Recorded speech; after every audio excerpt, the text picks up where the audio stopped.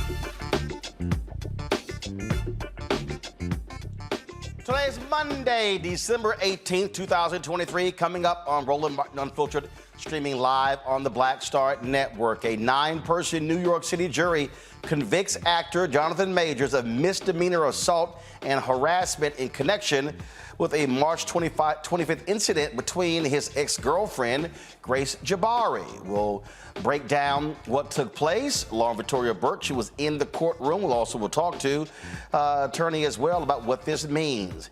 Navy Federal Credit Union said the recent mortgage disparities report from CNN is inaccurate. Really? We'll talk with Black Star Network's Get Wealthy host, Deborah Owens, and the CEO of First Independence Bank about this. Also, attorney Ben Crump has already filed a lawsuit on behalf of 2 folks who were denied loans. The Department of Justice has launched a database that tracks the misconduct of federal law enforcement officers. We'll tell you about that. Also, we're in the middle of the holiday season, and many of us are dealing with the blues. We'll talk to a licensed professional counselor about identifying and surviving depression during the holidays. Plus, I chat with gospel artist Anthony Brown about the McDonald's 17th Annual Inspiration Celebration and Gospel Tour, and also, of course, about his music and where he stands when it comes to giving the fans what they want. It is time to bring the funk. I'm Roland Martin Unfiltered on the Black Star Network. Let's go.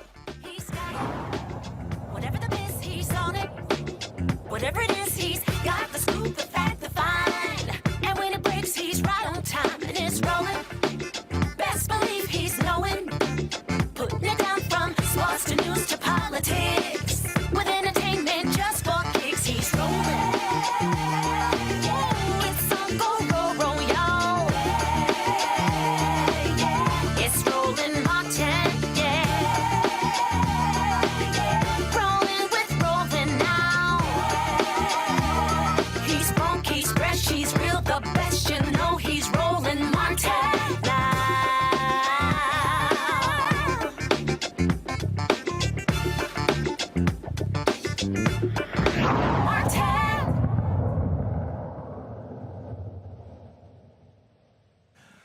A New York jury delivered a split verdict regarding actor Jonathan Majors. He was convicted on 2 of the 4 counts he was facing. The jury found Majors guilty of third-degree assault, recklessly causing physical injury, and a second-degree harassment, but acquitted him on the second-degree aggravated harassment and an additional third-degree assault charge with intent to cause physical harm. Reporter Lauren Victoria Burt was in the courtroom when the verdict was read. She joins us right now. So, Lauren, first off, so many people still are surprised that this even went to a trial. These were not felony charges. They were misdemeanor charges, correct? Right. They were misdemeanor charges. I dare say I would really love to see some statistics on whether Robert Morgenthau or Cyrus Vance, the 2 previous district attorneys in Manhattan, have brought this type of misdemeanor case involving assault to a trial. This was, of course, brought by the office of Alvin Bragg, who's the current DA in Manhattan. So one of the charges, the jury determined that he did not intend to, it wasn't intentional for him to assault her. So explain these, again, this sort of the split verdict. It's really sort of, I think, a little bit difficult to understand. The inside the courtroom logic and body language would tell you that the jury seemed sort of intent on giving him something. There were 4 counts. I do think certain jurors were sort of intent in giving him something because we've been sitting here for 11, 12 days in court. There was one particular juror, a white male, sort of Clark Kent type with glasses and a comb over, who was the loudest to say yes when the jury was polled after they read the verdict, after the forewoman read the verdict. And understand that the makeup of the jury, it's a 6-person jury with 2 alternates and only 1 black person of that 8-person group, a black woman, I would say in her 50s.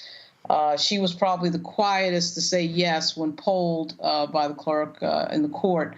As to whether or not she agreed with the verdict. She sort of quietly said yes. And so I thought that was sort of interesting. But I do think there was a sort of pressure there maybe to do something, give him something, and not just let him off on all counts. This was the statement from the DA's office. At the Manhattan DA's office, we are committed to centering survivors in all of our work.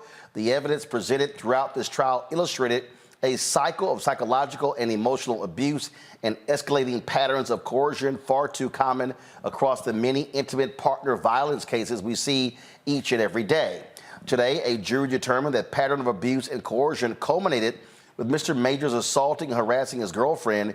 We thank the jury for its service and the survivor for bravely telling her story despite having to relive her trauma on the stand. Manhattan DA Alvin Bragg. Now, here's what's interesting. You look at that statement there, Lauren. They talk about this pattern. During the trial, they introduced previous text messages from Jonathan Majors to her. They also, I believe, had a previous a person testify. But the other thing is that the NYPD felt there was enough there to arrest her, and they did. And they charged Grace Jabbari. But the prosecution chose not to prosecute. And I talked to one attorney who said there's no doubt that if he got convicted, she would have got convicted for assaulting him. Correct. Yeah, so she was actually arrested. That was, of course, downplayed. I do think that part of what Alvin Bragg's office is doing is, regardless of what the evidence is, women apparently can never be wrong in any situation. So it didn't matter that Jonathan Majors is on film running away from this person. It didn't matter that we had testimony from a driver, the only person witnessing them in the car, a driver not hired by Jonathan Majors or Miss Jabbari, by the way, testifying that she did everything and he did nothing. Didn't matter that we had video of course, as you're showing right now, Jonathan Majors running through Manhattan away from this person. And apparently it didn't matter that Miss Jabbari was out clubbing at Lucy's nightclub at 145 Bowery Street the same night that all this happened, and then returns to Mr. Majors' residence and locks him out. Didn't matter that he called the cops in fear that she might commit suicide. None of that matters, apparently. There's no evidence that matters. doesn't also matter, I guess, to Alvin Bragg, that there was no pattern of anything. There was no pattern of abuse testified to in this case. So I have no idea what he's talking about in his statement about some pattern of abuse. I think that Alvin Bragg's office is on a political mission that has nothing to do with the actual evidence presented in this case, and actually another case which you highlighted on your show earlier in an exclusive interview. So this would, I think, represent some sort of a change in policy in the Manhattan DA's office that we did not see under Cyrus Vance or Robert Morgenthau. And that change in policy appears to be disconnected with actual evidence that is presented in court. Atlanta attorney Jonquil Neal joins us right now as well. She's worked as a prosecutor, also defense attorney. Glad to have you here. As you look at this, explain this, if you will, this split verdict that comes from this jury. But first, I'll start with: have you seen where, again, a misdemeanor charges would go to an 11-day trial? Is that unusual? Yes, I would say, and good evening, everyone. Thanks for having me. I would say that, yes, that is unusual for a misdemeanor trial to last that long. And frankly, it's unusual for this kind of case to proceed to trial, right? Because normally in a case like this, you would potentially have some reduced pleas, some pleas to a reduced charge or reduced sentencing involved. And so a case of this nature, you would normally not see. However, it appears that Mr. Majors wanted to clear his name. And it appears that he thought that, and his attorney thought that this would give him the opportunity, but the jury came to a different conclusion. But what I will say as it relates to your initial question about this split jury, essentially the first charge, right, the third-degree assault with intent to cause physical harm, in a lot of criminal cases, for specific charges is what we call is mens rea, right? And so that means that the person has to have the intent required to commit the crime. And so they found him not guilty of not having the intent to have caused her physical harm. They found him at a lower level, which is a reckless, a third-degree reckless charge, where essentially his behavior was a conscious disregard and substantial and unjustifiable risk of physical harm to her. And that's essentially what they found. So they didn't find him as low as negligence. They didn't find him as high as he intentionally harmed her, but they found in the middle for a reckless. When you look at that video, the video of him placing her in the car, but she fighting to get back out, follows him, he pulls himself away, and then he's running away from her. What do you make of that if you're talking to a jury? Because the defense says, here's somebody who was trying to get away from her. Later, he's the one who calls 911 when he discovers her in the apartment in the middle of the floor. This is a very, very challenging case. It's a challenging case for the state. Domestic violence cases are very, very challenging to bring, and they're very, very challenging to defend. That evidence of what we saw in the video of him running away from her shows that essentially really hurts the state's case, right? I mean, they could have acquitted him completely off of that video alone, right? I mean, because we see him de-escalating, right? We see him actually running away from her, trying to get away from her. And so we see her become the aggressor, although she alleges that he initially was the aggressor. And so I think that the evidence can go either way, right? Because as it relates to what the district attorney put in his statement, is that there's the cycle of abuse, right? And these relationships, these inter-partner domestic violence cases generally happen in closed doors. You generally don't have this kind of evidence. But it looks like evidence of an innocent man running. I mean, that's what the video looks like. So, and it looks like she's the aggressor. And it gives the appearance that we're looking more at like a Johnny Depp type of case, right?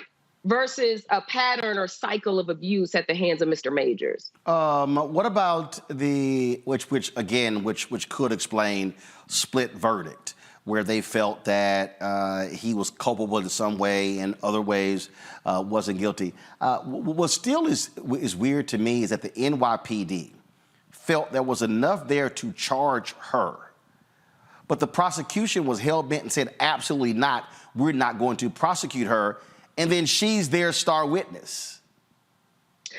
You're absolutely right. And frankly, the big question is, right, is this case brought forward in the nature of what it is because of who Jonathan Majors is, right? It's because of his celebrity, because of his status.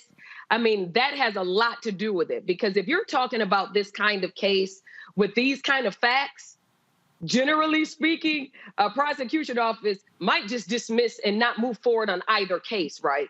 Because the evidence conflicts to such a high level. So does it have a lot to do with who Jonathan Majors is? Yes, it does. So, that's just the fact of the matter of it. And so they had the choice to not pursue either of them due to the conflict of this evidence. However, they decided not to move forward against her and to move forward against him. This obviously has already resulted in what we anticipated, losses for Jonathan Majors. Shortly after this became public, Lauren, Disney, Marvel Studios dropped him from one of their franchises. Did his attorneys say if they're going to appeal? They haven't. In their statement, there was a line in there about how he plans to clear his name, which sort of sounded like to me that they would try to appeal or take some action. And it wouldn't surprise me if they did, because there were several things about the way the case was presented that I think are appealable.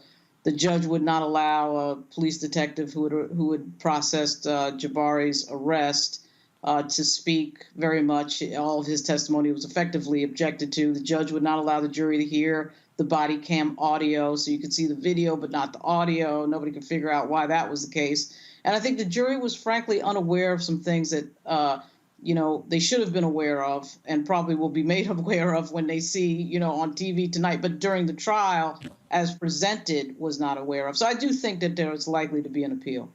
And that, again, that really what stands out to me there, John Quell, just the fact that, you look at even the judge here. You have cops who say, we believe this woman assaulted him. DA goes, we're not going to prosecute. And the judge doesn't even allow that to come into play?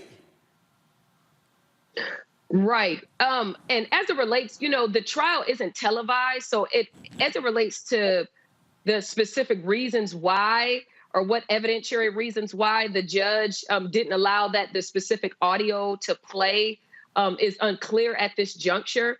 It could be a multitude of different reasons as to why that audio was not allowed to be played. I would want to know more intricately about what were the arguments on both sides for why. Certainly in cases and trials that I prosecuted, there have been instances where the body cam footage had to be muted and could not be played. So it'd be interesting to know what those specific issues were. And I'm not sure. I know that you were you in the courtroom when they were disputing that issue about the body cam footage?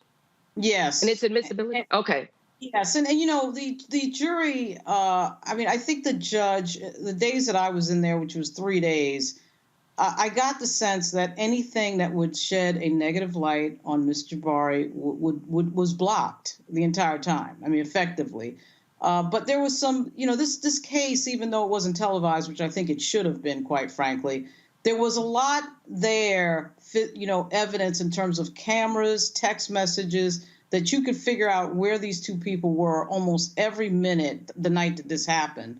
And that should have been enough. And apparently it was not. And this video of John Majors running through Manhattan away from Grace Jabbari is theater of the absurd. I think we all realize that if this was flipped around and Mr. Majors was running after Mr. Jabbari, we would have a completely different view of this. He would be seen as the aggressor. But somehow this office, Alvin Bragg's office, thought that somehow or another this complete de-escalation didn't matter. And I guess these jurors thought that it didn't matter. But it is, to me, absurd to look at this and think that he somehow was the aggressor. And then he decides that same night to spend the night in a hotel up on the Upper East Side of Manhattan on 77th Street, which was way away from where she was. So that was another point of de-escalation. So as I say, when you look at the evidence of this case, this is a very surprising result, to say the least. Jaquel, final comment. Mm-hmm. Well, what I will say is, this specific case is a very difficult one because you have the different issues that are going on in this case, right? You have the cycle of violence that happens in interpersonal relationships, the things that happen behind closed doors that none of us are able to see. But however, this case makes it different because we've got all this evidence that shows him running away and him de-escalating this situation. And it makes it very troubling that the jury came to this conclusion. However, that is one of the risks of taking cases to trial. I mean, you have your constitutional right to a trial, but it's very risky to do so. And so it's a verdict where the jury has taken their time to deliberate on the evidence. And it definitely is interesting in the least to say that a case like this would have made it to a trial with both of them having been charged.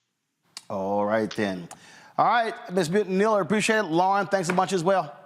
Thank you. Thank you. All right, folks, going to a break. We come back. We'll chat with my panel about this story, its implications. That is next right here on Roland Martin Unfiltered on the Black Star Network. Back in a moment. Grow your business or career with Grow with Google's wide range of online courses, digital training, and tools. Gain in-demand job skills with flexible online training programs designed to put you on the fast track to jobs in high-growth fields. No experience is necessary. Learn at your own pace. Complete the online certificate program on your own terms. Stand out to employers, get on a path to in-demand jobs, and connect with top employers who are currently hiring. Take one professional career certificate program or all 6. Earn a Google Career Certificate to prepare for a job in a high-growth field like data analytics, project management, UX design, cybersecurity, and more. All professional career certificate programs must be completed by December 31st, 2024. Scan the QR code to complete the application. There are 1,000 scholarships available. Grow with Google and J. Hood and Associates. Be job ready and qualify for in-demand jobs. Next on The Black Table with me, Greg Carr. We featured the brand new work of Professor Angie Porter, which, simply put, is a revolutionary reframing of the African experience in this country. It's the one legal article everyone, and I mean everyone, should read. Professor Porter and Dr. Valencia Watkins, our legal roundtable team, join us to explore the paper that I guarantee is going to prompt a major aha moment in our culture. You crystallize it by saying, who are we to other people? Who are African people to others? Governance is our thing. Who are we to each other?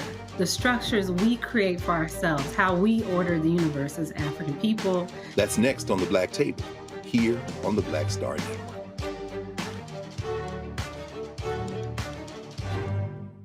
Farquhar, executive producer of Proud Family. Bruce Smith, creator and executive producer of The Proud Family, Louder and Prouder. And you're watching Roland Martin Unfiltered.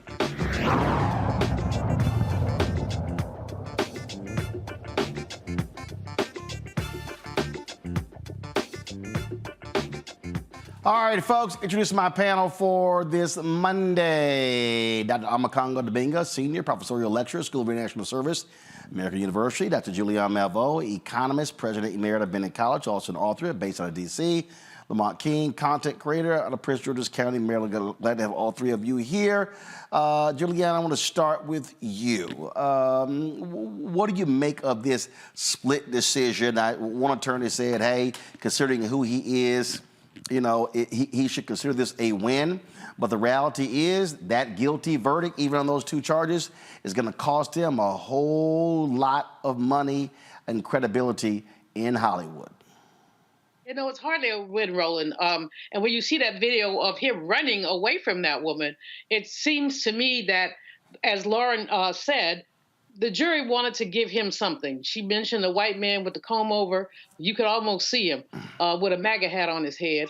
But basically determined that this black man would not, and I think race has a lot to do with it. I don't understand Alvin Bragg at all. But what I do understand is this particular case causes me to switch the kaleidoscope just a little bit. Often I've said believe the woman, although not the white woman, just based on the history of lynching, et cetera.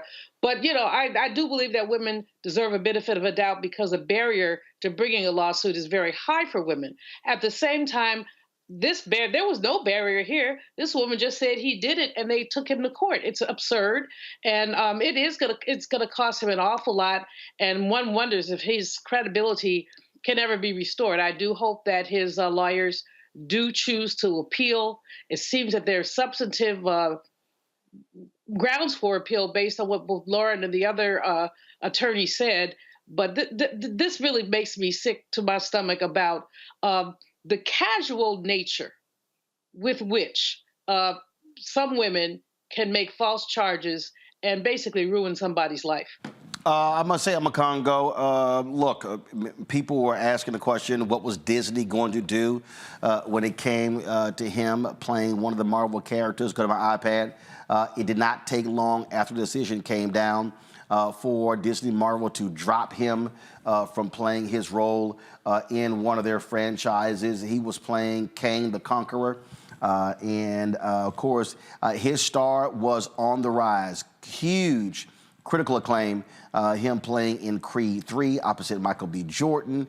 The two of them went on a significant publicity tour for the movie, but also an Oscar campaign. They presented together at the Oscars as well.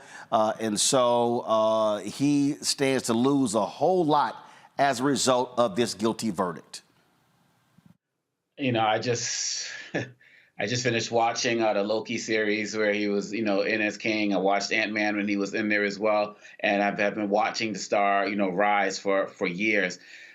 Disney had to do this, unfortunately. In this day and age that we live in, when there's a guilty verdict, it's a wrap. And many people are bringing up stories like Jeremy Renner, who played Hawkeye in the Marvel franchise, who had a lot of other allegations against him, you know, by his wife, including things of sexual abuse towards their daughter, allegations and the like. People brought up Josh Brolin, who also was in the Marvel series and, you know, attacked Diane Lane. But the difference was there were no trials and no convictions. Once you have somebody who's going to be convicted of something, particularly as relates to any type of domestic violence, it's going to be a wrap. Now, having said that, I believe that he definitely got a raw deal. I wish that Disney would have waited a little bit longer to see what happens with the appeals process, you know, and looking at this office, it's amazing, Roland. I mean, just being on the show, listening to you talk about, you know, Kevin Porter, Adam Foss, and the list goes on and see what this DA has done to prominent black men. And it really makes you wonder what they're doing to black men who are not as prominent, to be quite honest. And again, no one here is sitting here saying we shouldn't take domestic violence serious. Everybody knows all of our records here in terms of how we speak out in support of women and all of that. But we have to be honest when we see things that just don't make sense. Evidence that wasn't allowed to be in, you know, body camera footage, all of those things that you talked about. Lauren talked about being in the courtroom several times and not even how they were able to introduce evidence in so many different areas. So we have to be mindful of that, and it's really sad. I think Spike Lee has some projects with him. A lot of people have turned their back on him, and it's a lot harder, if not damn near impossible, for brothers to be able to reclaim their career after something like this in Hollywood. So I'm really concerned about what's going to happen with his future, and I hope that, at least through the appeal, all of the evidence gets to come out and we can see it and make a fully throated, you know, more knowledgeable opinion, because this is just not cool. Lamont, your thoughts?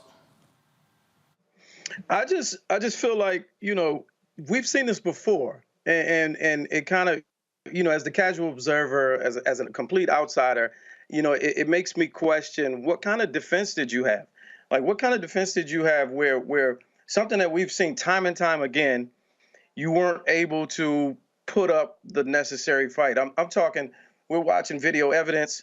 We're watching human interaction play out right in front of us.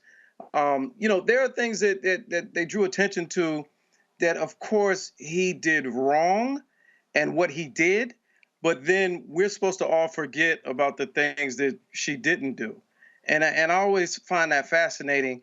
It was the wrong time. I mean, domestic violence is such a serious, hot button issue now. It's always been wrong, but now all of a sudden the sentiment in society is, you're out of here the moment you get accused, the moment you get charged or convicted. So I feel like he was standing to lose either way. I just think it's unfortunate that we see it play out the same way over and over again. And that's even removing black guy, white woman in America. That's even removing that. But you got video evidence. You've got all these things that we can watch and look at and touch, these tangible things, and still we get the same outcome. And it just speaks to a greater issue, in my opinion. And as far as him in Hollywood, I think it's a done deal. Unfortunately, I don't think he was a big enough star to beat it. He was on the rise. He was in the moment. But right now, I don't think the way things are lined up against him, it's Nate Parker. It's everything from here on out is fan supported. It's independently produced. I think once Hollywood turns their back on you, unless you go on the super apology tour of contrition, it's a wrap for him career-wise, unfortunately. Julian, Attorney Monique Presley posted this on Twitter. One count with no criminal intent and one that isn't a crime but a violation. But for who this man is, no prosecutor's office would have pressed forward on these counts. Job well done by defense counsel and a jury that obviously was not persuaded by the DA's case or complaining witness. The reality is, if you're the attorney, your job is to keep your client out of jail. If you look at this split verdict, it is one where surely they wanted to acquit on all charges, but clearly having a split verdict is a win as well. But when you're talking about being an actor, major roles in play, millions of dollars on the line, so he needed a complete acquittal on all four charges for this to change, and he clearly did not get that. He wasn't going to get that. I don't know. I can't say because I'm not a lawyer, but it seems to me that although the preponderance of the evidence seems to have been with him, the judge blocked certain evidence. And if I were a lawyer, which I'm not, I might have advised him to try to do some kind of a plea deal or something so that he would not. I mean, this has been major headlines. His career is, I won't say ruined. There is the independent route, as my fellow panelist has said. But this is going to be very challenging. The victory, of course, is that it was a mixed verdict. As Monique pointed out, that mixed verdict is one that spares him any jail time. So that I don't think even if he had pleaded, I think if he had pleaded, he still gets fired. I think the only way he doesn't get fired from these projects if he is found not guilty on all counts, which is why I think his team went to court. You know, somebody has to do a full investigation of this woman. I don't know what their relationship was. Obviously, it wasn't the best. But it seems to me that she had a purpose, and her purpose was to bring this man down. And some talented private investigator needs to find out what's going on. Not only what's going on, did somebody slip her a few dollars to do this specious thing? Because it's specious and it's vicious and it's evil. And it's bad enough when women are actually abused and we're not believed when people try to go to court. But when somebody pulls, basically a rabbit out of the hat, it makes it difficult for the next set of women who have problems. So she really needs to be, if anything happens to him, something needs to happen to her too. If his career is ruined, hers ought to be too. If she's in a movie, we got to boycott it. because well, she's not an actress. She's not an actress. She works actually behind the scenes in movies, and so and they were together for some time. But that's sort of where that stands. He faces a little under a year in jail. Sentencing will take place on February 6th.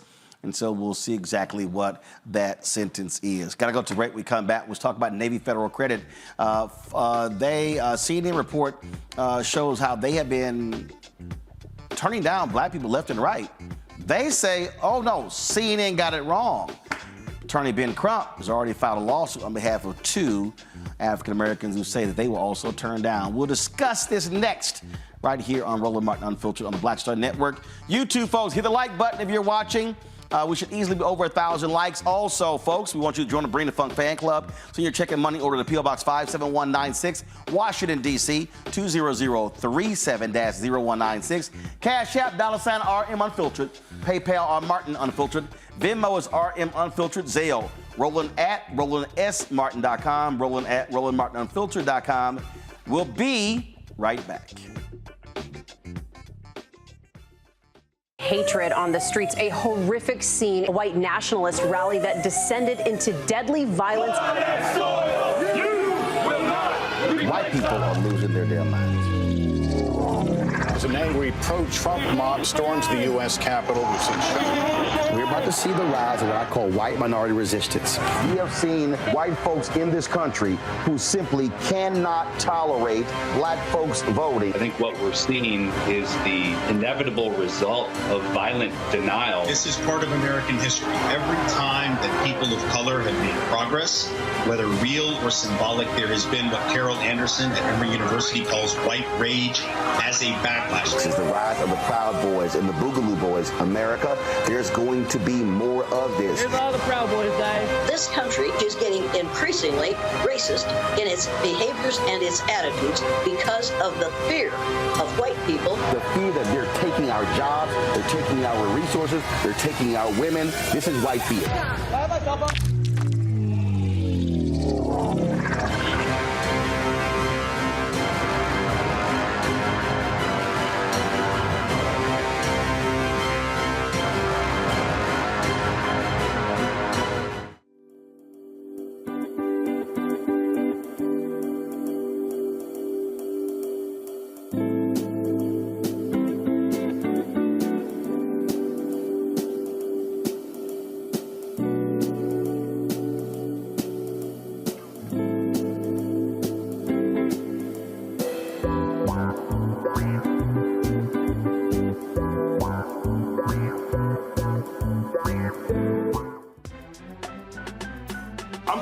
Muhammad, live from LA. And this is The Culture. The Culture is a two-way conversation. You and me. We talk about the stories, politics, the good, the bad, and the downright ugly. So join our community every day at 3 p.m. Eastern and let your voice be heard. Hey, we're all in this together. So let's talk about it and see what kind of trouble we can get into. It's The Culture, weekdays at 3, only on the Black Star Network. I am Tommy Davidson. I play Oscar on Proud Family, Louder and Prouder. Right now, I'm rolling with Roland Martin, unfiltered, uncut, unplugged, and undamn believable. You hear me?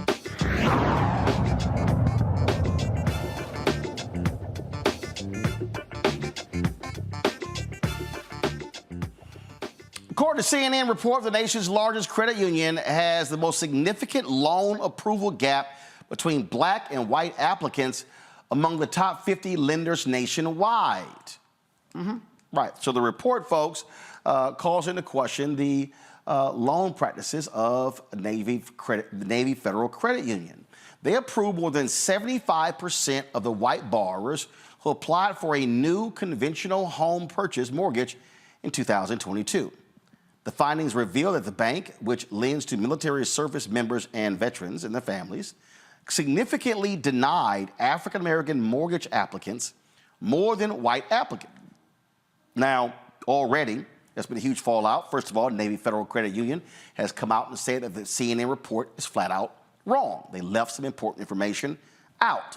Attorney Ben Crump, his law firm, they announced this afternoon that they are going to be suing Navy Credit Union on behalf of 2 African Americans. And you can expect, of course, there to be more as well. This here is the press release right here. Go to my iPad, please. Of course, Ben Crump, Adam Levitt filed a lawsuit on behalf of black plaintiffs Laquita Oliver and Sherelle Jacob, who sought home loans with defendant Navy Federal Credit Union. The lawsuit alleges that Oliver and Jacob's denials for their home loans are due to Navy Federal's discriminatory lending practices. It says that Navy Federal has approximately 13 million members and more than $165 billion in assets, making it the country's largest and most dominant credit union. Joining us right now is Deborah Owens, the host of Get Wealthy on Black Star Network. Also, Kenneth Kelly, the CEO of First Independence Bank. Okay, so first, Kenneth, I want to start with you. So when we're talking about this process in terms of how determinations are made by banks or credit unions to lend, there are a variety of factors. And I've had people email me. I had some woman hit me today on Instagram saying her son was denied a car loan from Navy Federal Credit, and he had a 730 credit score. I had an individual who is a venture capitalist who hit me and said that he was denied, he said his credit score over 750, no significant debt, plus loan payment would have been less than the $1,300 lease payment. He was denied last year by Navy Federal Credit. Your thoughts? Well, Roland, great to be with you again. It's been a while. I will tell you that, sometimes we depend on systems to do the work for us. And when we do that, it misses opportunities. And so let me say, not on behalf or defense of the credit union, but the HMDA data sometimes doesn't tell the whole story. So what you're doing is helping us to investigate this story, which I think is extremely important. But let me give you just some examples, and they probably parlay into what you were just mentioning to us, which is that if someone starts an application and for some reason they don't complete the application, those numbers get counted. And so they fall into that total percentage. And it could be, show me that last W-2 that you said from the job before the one you have. And if you don't fill it out, then your loan may not end up being approved. And so my point, Roland, is that let's look at the data. Let's be sure we completely understand the data. But most importantly, what is important here is we've got differences that are very, very compelling, that some people are treated very differently. We now need to pull back the covers to investigate and understand. And so I would tell you from my perspective, I think it's important that Congress call a hearing on this topic. Maxine Waters, Representative Waters, has been a strong proponent for community banks, specifically African-American owned and controlled banks like ours. And so the last thing I'm going to say before I turn it back over to you is that this, brother, that we're one of roughly 20 banks in the country out of 4,600 banks. This is another demonstration why you heard someone like Dr. Malvo just a moment ago say, she used the word boycott. We need to use the word of reinvigorate and look within our own community. So our community banks are important to us. My point being, everyone listening under the sound of my voice and yours, Roland, should get to know a banker and not just be a number, because we know we'll be treated differently. 77% of the mortgages from white applicants were approved, Deborah. 56% from African Americans, 48% for Latinos. And again, the Crump lawsuit, of course, looking at the CNN story, says it's the largest disparity out of all. I mean, it's huge. I feel like here we go again, right? We're back in,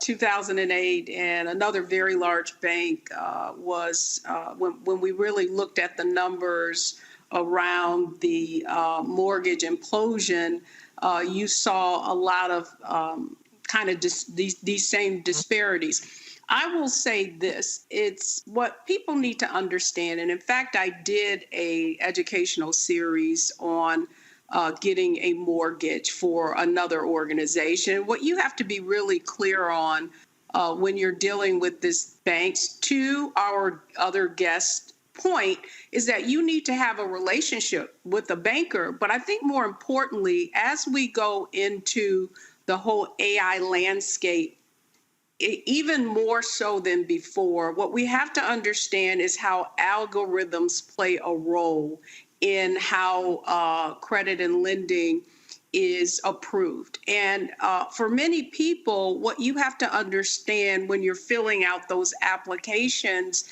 is to make sure that everything is up to date. And I would say don't put all your eggs in one basket as well. You need, as educated consumers, you need to make sure that you're getting competitive bids from a number of different banks. I think, though, that there is this, what do I want to say, concern for many people in our community about getting our credit pulled and that impacting our credit score. But we must become, what do I want to say, more discriminating consumers.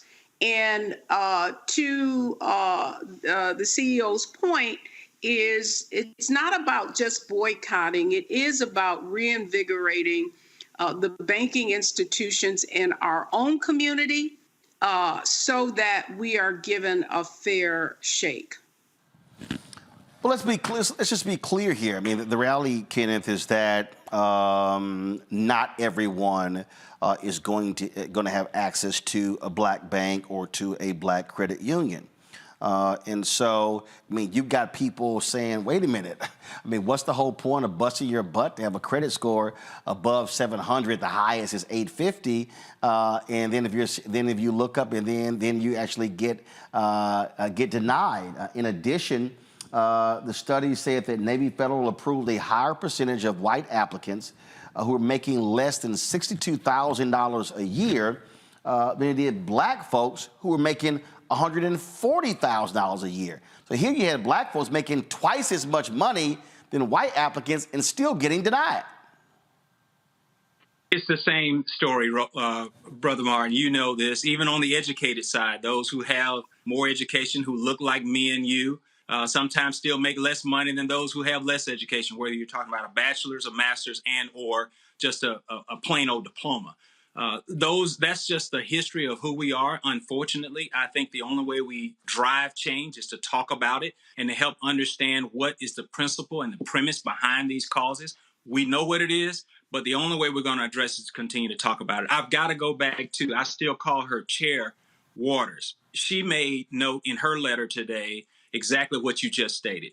It's appalling to see that the numbers where you're talking about 140,000, 150,000 being compared to a number sub 100,000, and the approval rate is that disparate. We've got to fix that. And the only way we do that is talking more about it and having people to be held accountable for this. Now, what is unique, credit unions don't have the same oversight for community reinvestment like banks do. As you may have seen 2 weeks ago, all of the major CEOs of banks were on the Hill having a discussion with the Senate, holding them accountable. Credit unions don't have that same level of accountability. We need to fix that, because if we don't, we know what happens. African Americans are going to get treated differently. And so again, let me applaud you, Brother Martin, for doing this and having this so timely. Again, I don't know enough, and I'm not in the legalese where Attorney Crump is working on this issue, but I think there is some just cause for at least raising that issue for, nothing else, discovery. And Deborah, folks are watching and they're like, well, damn, if I'm making twice as much money, I got a credit score that's more than 700, what in the hell if only 56% of black applicants getting approved, 77% of white applicants, what the hell am I supposed to do? And in fact, also when you talk about credit unions, I remember when I worked for the Fort Worth Star-Telegram, we had an employee credit union. And when I got my vehicle, I preferred going that route because I went to the credit union, got approved. They told me exactly how much car I can get. So hell, when I went, I didn't go through all the haggling and all that nonsense with the dealership. I'd already been approved. And so folks are saying, well, damn, if I can't even do that, I mean, I'm absolutely screwed. Well, I would say, though, here's another misnomer as well. We look at those credit scores, but when you're applying for a mortgage, the banks are not using necessarily just that FICO score. They have another whole scoring system, and what it takes into account is not just income, particularly if you're applying with a spouse, right? What many people don't know is that typically what they're going to do is they won't take the spouse with the highest credit score. They're going to base that based on the lowest credit score. Certainly some of that has to do with who's earning more. But I think what's most important, Roland, is that we understand the rules of the game and we dot our I's and cross our T's. I would say again, my major concern is with and I think in one of the reports that came up, are the algorithms are driving so much of the decisions that are being made. And so just like we had redlining when things were more, what do I want to say, hands-on. Now, what I do believe, going back to the earlier statement, is about making sure that when you're applying for that loan, that you're giving the exact information that the banks are waiting on, making sure that typically when you get closer to that loan, they're going to want an updated pay stub to make sure that nothing has changed. During the underwriting process, a lot of things can change. You want to make sure you don't take out any other credit.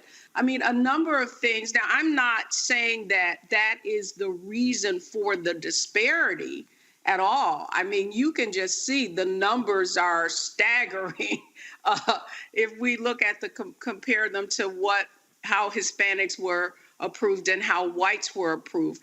But I do want to raise the alarm, and I hope that our legislatures are also taking a look at how these organizations are using AI and algorithms to determine whether or not people are approved. Well, I'll be honest with Kenneth. I think credit scores are bullshit anyway. I do. I think it's idiotic when people tell you, oh, it's not a good idea to pay your stuff off because they want to see you with a credit history. Well, hell, if I got the money, I'm paying this shit off. I'm not running around here, sitting here, walking around with no damn debt. It drives me. Yeah, but again, I did a whole. When I had my Washington Watch show, we did a whole. I think we did like 2 hours on how BS this is, and we had Congresswoman Maxine Waters on then, where the credit companies wouldn't even tell folks how they even come up with these numbers, how they even create whatever their algorithm is and what do they actually use with it. And again, so for me, first of all, I'm paying every damn thing off. I ain't trying to have no debt. I ain't trying to owe nobody. And so if that means that, oh my goodness, I'm gonna have a 650, well, they can all go to hell. So I think, because it's like, what I'm not about to do is sitting here going, okay, so we're gonna pay like this window right here, and we ain't doing all that, man. Just pay that. Let's move the hell on. Well, let me just say, Roland, I have to interject. Because we have to. Hold on, Deborah. Because I threw the question to Ken. Ken, go ahead. Then I'm going to Deborah. Yeah, Fred. Okay. Let me jump in here, Fred. This is one that, as Dr. Deborah just said, we got to understand the rules of the game. And I would tell you from experience, you're exactly right. If you're paying off your credit cards completely, monthly, et cetera, you can find yourself with a lower credit score than if you had some debt on your books. I'm telling you that personally. And I will tell you, I have seen individuals, back to your failing issue, who have a tremendous amount of money in the bank, but they have this small little light bill or a water bill that was late for some period of time that factors into them not getting what they desire. So my point is, Dr. Deb, just what she said is true. We got to understand those rules of the game and talk about them openly so that we're all in a better position. Let me go and shift gears for just a second. Our good dear friend, John Hope Bryant, You know, he's built a business around this all over the country. Yep. Operation Hope. We actually have him in our bank now. We've had over 1,000 folks this year to come through who have actually improved their credit scores and improved their savings. So I will tell you, part of this is education. And while it's easy to say, you know what, the hell with it, we're just going to do what we're going to do, we are not in the capitalistic society if we're not playing by those rules. So that may prevent someone from being positioned to start and open the business the way they want to, with the right level of credit, with the right level of backing, et cetera. I got you. So again, I'm not saying it's right. Let me be clear about that, Frat. But those rules are there. And unfortunately, let me go to my last comment here. Culture shapes policy.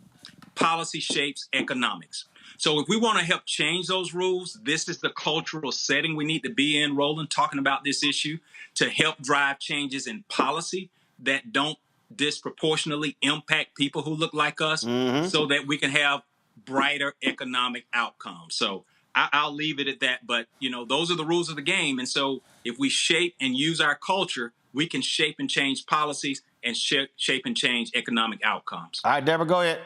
Absolutely. Here's all I want to say, Roland, is that financial ignorance is expensive. And so we have to learn how, no, it's not fair. And I know that the playing field isn't level, but what I do want our viewers to understand is there are ways to play the game and win. And playing the game and winning means understanding how those the FICO scoring, how it's derived, and then making sure that you align yourself so that you get the best financing rates. That's what we're talking about, is the cost of borrowing can be much more expensive if we're not able to negotiate and get the kinds of favorable terms. When you go into a 15-year mortgage or 30-year mortgage, it can be significant. And we're already seeing, with interest rates going up, people being impacted and the affordability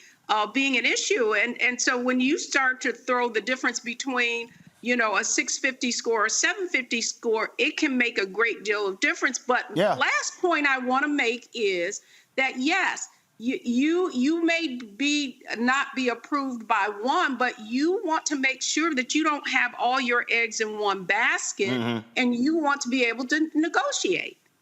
I got you. Well, that's why I bought my last car. Well, hell, my last two. I paid for that damn thing. I'm like, I don't give a damn about no interest. I ain't trying to pay nobody back. I don't want to owe nobody. I'm driving that sucker off the lot, paid for. And I know some of my people, we love flexing, but listen, I bought my Lincoln Navigator in November of 2008. That some bitch still rides. I'm good. I'm good. I ain't trying to sit here and buy nothing. I'm gonna ride it. I'm gonna drive it till the wheels fall off. Then I'm gonna go buy something, and I'm not gonna sit here and negotiate. I'm gonna give them the cash and keep it moving. So get a bike or something. I don't care. All right, y'all. I appreciate it. Navy Credit did release this statement, y'all. Navy Federal story about lending practices in the mortgage industry. We care deeply about the issue and want you to know the report does not accurately reflect our lending practices and is rooted in an incomplete analysis of lending data, does not account for major criteria required by any financial institution to approve a mortgage loan. We proudly provide a higher percentage of mortgage loans to Black applicants than the vast majority of the top 50 mortgage originators nationwide. Okay, prove it. Our members put their faith in us to do right by them financially, and we stand by the promise that we are abiding by all fair lending practices. Okay, Navy Credit, Navy Federal Credit. Man up, woman up, show it. Show us. Don't just issue those statements saying, it's incomplete data. Show us. And then while y'all at it, I want to know how y'all spending y'all money. Because I see a lot of y'all ads. Do y'all do business with Black people? Do I see Black-owned media? Do I see y'all doing other business with Black companies? I'm just curious, Navy Federal Credit, because see, now y'all got that light on y'all. And as Ida B. Wells Barnett says, when you hit the light on darkness, the truth shall come out. That's a paraphrase, but now we'll see what they're going to do. And trust me, when you get hit with a lawsuit, last thing they want are depositions. All right, folks, thanks a bunch. I appreciate it. When we come back, Lord, we know one person who needed some money, Clarence Thomas. How did these rich white Republicans pay off a Supreme Court justice who was complaining that he was broke? I'll discuss that next on Roland Martin Unfiltered on the Black Star Network. I'm Dee Barnes, and on the next frequency, Professor Janelle Hobson joins us to talk about hip-hop and its intersection with feminism and racial equality, plus her enlightening work with Ms. Magazine and how the great Harriet Tubman connects with women in hip-hop. So it was not hard for me to go from Harriet Tubman to hip-hop, honestly, because it is a legacy of Black women's resistance and Black women supporting our communities. That's what Harriet Tubman did. That's on the frequency on the Black Star Network. On the next Get Wealthy with me, Deborah Owens, America's Wealth Coach.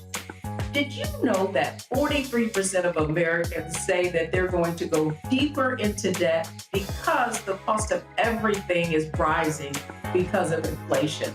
On our next Get Wealthy, you're going to hear from money coach Lynette Kelfani-Cox as she shares exactly what we need to do to stay out of debt and get wealthy. When I paid off my $100,000 in credit card debt, I was just doing strategies kind of piecemeal. I was doing like what I thought would work. And then it was like, oh, great, it did. It was effective. And then I was like, I should document this. I should explain like how I got out of debt. That's right here on Black Star Network with me, Deborah Owens, America's Wealth. On the next, A Balanced Life with me, Dr. Jackie. How big a role does fear play in your life? Your relationship to it and how to deal with it can be the difference between living a healthy life, a balanced life, or a miserable one. Whenever the power of fear comes along, you need to put yourself in that holding pattern and breathe, examine, find out if there's something that your survival instinct requires you to either fight or take flight. Facing your fears and making them work for you instead of against you. That's all next on A Balanced Life on Black Star Network.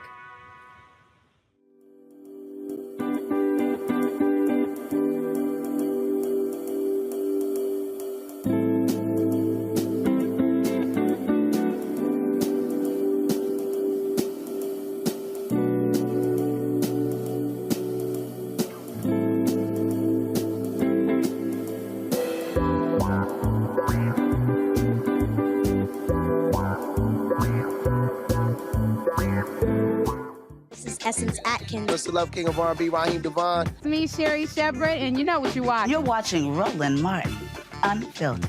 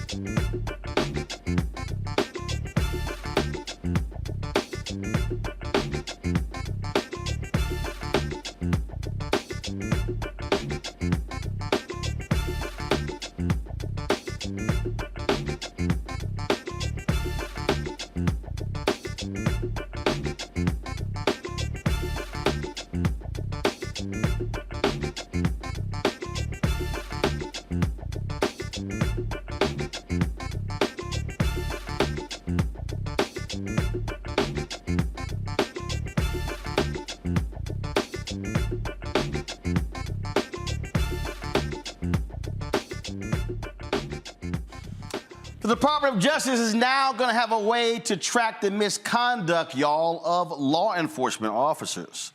And so what they announced today, the National Law Enforcement Accountability Database It will only contain the records for federal officers and not be open to the public. It currently includes former and current Justice Department officers who have records of serious misconduct over the last 7 years. It will be expanded to capture other federal law enforcement agencies such as the Secret Service and United States Parks Police. Federal agencies will be responsible for reporting and updating records for 6 types of misconduct, including criminal convictions, civil judgments, terminations, suspensions, resigning or retiring while under investigation, and sustained complaints or disciplinary actions for serious misconduct. This is a statement released by President Joe Biden. He said, as part of my administration's executive order on policing, we committed to create a first-of-its-kind database to track records of law enforcement misconduct so that agencies are able to hire the best personnel. Today, I'm fulfilling that promise by launching the National Law Enforcement Accountability Database. This database will ensure that records of serious misconduct by federal law enforcement officers are readily available to agencies considering hiring those officers. We're also working to allow and encourage state, tribal, local, and territorial law enforcement agencies to make available and access similar records as part of their hiring processes. In May 2022, I signed this executive order to help rebuild trust and deliver the most significant police reform in decades. Since then, we've taken critical steps towards effective, accountable policing, including by requiring the federal law enforcement agencies ban chokeholds, strengthening use of force policies, restricting no-knock warrants, and directing other measures to advance effective, accountable policing that increases public safety. Protecting public safety depends on trust between law enforcement and the communities they serve. By building trust, we can strengthen public safety and we can more effectively fight crime in our communities. The executive order is a measure of what we can do together to heal the very soul of this nation, to address the profound fear and trauma that particularly Black Americans have experienced for generations, and to channel that private pain and public outrage into progress on behalf of all communities. Now, okay, Julian, it is action. So the people who then say, nothing's been done, announce a database, have the executive order, ban no-knock warrants, ban chokeholds. But the reality is the federal law only applies to federal.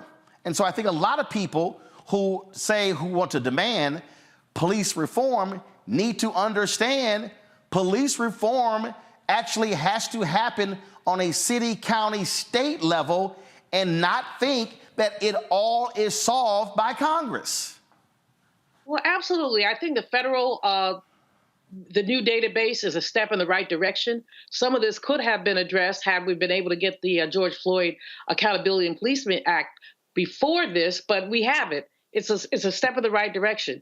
But what we already know, Roland, is that these rogue cops go from jurisdiction to jurisdiction, hiding their records. They sometimes are covered up by their friends who may be the police chief or the somebody knows their history but doesn't look at their whole resume. So we have to, one of the things you said that's so important is that there are all these people saying nothing has happened. Well, I don't know what their perspective is, but plenty has happened, just not enough. Now, Brother Biden is not to blame for what has not happened, but we have to put the pressure on. And putting the pressure on does not mean whining around, talking about, oh, I'm not going to vote. I mean, them pitiful people could go somewhere. Basically, putting the pressure on means continuing the activism, supporting people like Kristen Clark at the Department of Justice, who is doing amazing work. They just got not convictions. They're taking some more of the Breonna Taylor killers to court. So basically, we have to, we're never going to be happy until we have the whole loaf, but we have to celebrate the half loaf, especially when we have people helping us get there. I'll tell you one thing. You think you're going to get more from the Orange Man or from little Nikki Haley? You're not. So stop complaining, roll up your sleeves, and let's get working. I'm a Congo. Look, I think it is a great start, and I think for people who say that it's not enough, the fact of the matter is what we need to tell people is, hey, remember in November 2024, if you want to start looking and seeing things like this on a local level, citywide level, state level, then you got to put people in office from the top of the ticket to the bottom of the ticket who are going to make something like this happen. So I believe that you said something, Roland, about them not going to make some of their information public or something to that effect.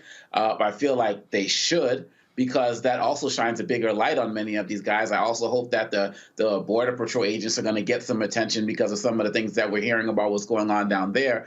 But again, Joe Biden, it's kind of like with the student loans, right? Joe Biden could do more if he had more people and more places to help him get that support. But as long as we have Congress being what it's like and the Senate being what it's like, if people want to see this happen at a deeper level, like Dr. Malveaux was saying, so we can eventually get that George Floyd Police Reform Act, then give us more Democrats in office who are going to help us make those changes at every level, because all of this is never enough. And I was watching some of your stuff on Instagram over the weekend, Roland, like with Trump's comments and everything, and you kept saying, look, y'all, if you're not going to get out and vote, you don't have a say in these things, right? You complain, but you're not going to take action when action needs to be taken. And this is a step in the right direction, and we need to support it and demand more of this at the local level. And it's going to take more leadership, more voting. We can make this happen at a larger level, it's federal, obviously, so it's larger. But I'm saying we can make it happen in more places at the local level. Yeah, Lamont, I saw some folks over the weekend talking about how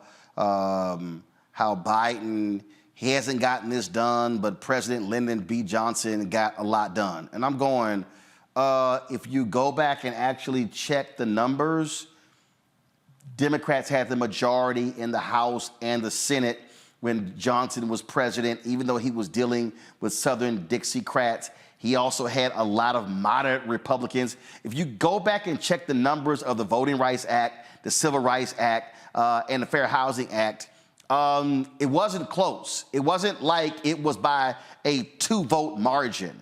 So to me, it's sort of silly to try to compare President Johnson and President Biden when you're dealing with, right now, Republicans controlling the House and Democrats having a, 1-2 vote majority in the Senate when you need 60 votes to get stuff passed. And so it's just, I just think it's silly when people post some of this stuff and they don't actually, as Paul Harvey say, tell the rest of the story.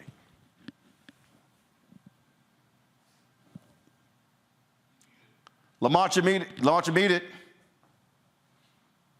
I was going to say, to this, getting this passed specifically, yes, it's a step in the right direction, because whereas it didn't exist, now it does.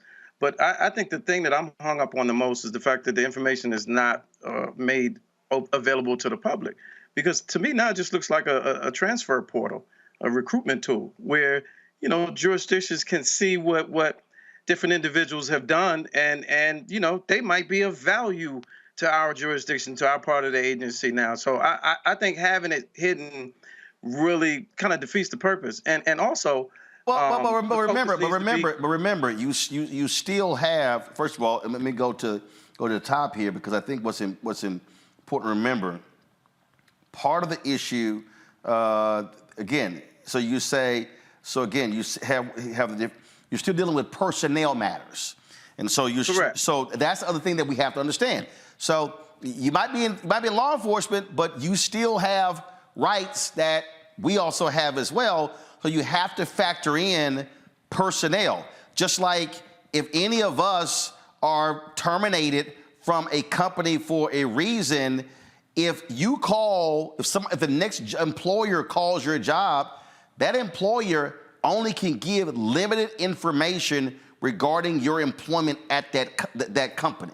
So we have to factor in that there still are legal rights that are at play here.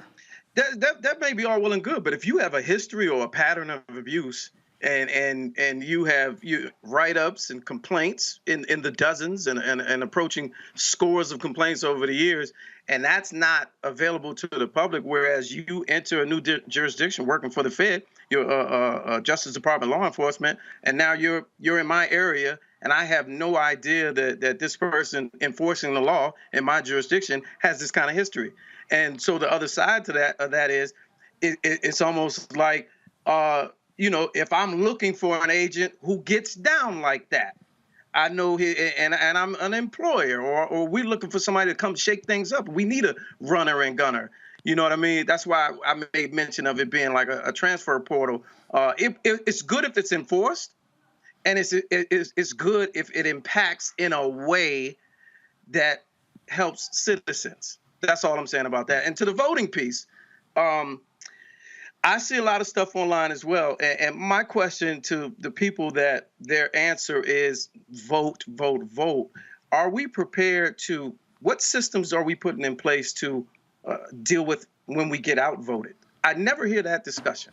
No, hold up. Well, I mean, first of all, we do it all the time on here. I mean, in fact, and you actually have it.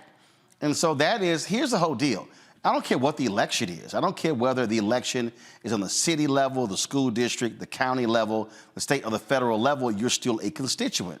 And so there still are demands that we can make even though the person who we wanted didn't win. That's politics. That happens every single day. That's why we have organizations. That's why we have people who actually do that. The problem is when people check out of a process or they go, well, my person didn't win, so therefore I'm not gonna be involved. And so on this show, we are constantly trying to explain to people that the election is the end of one process and it's the beginning of another, even if your person wins.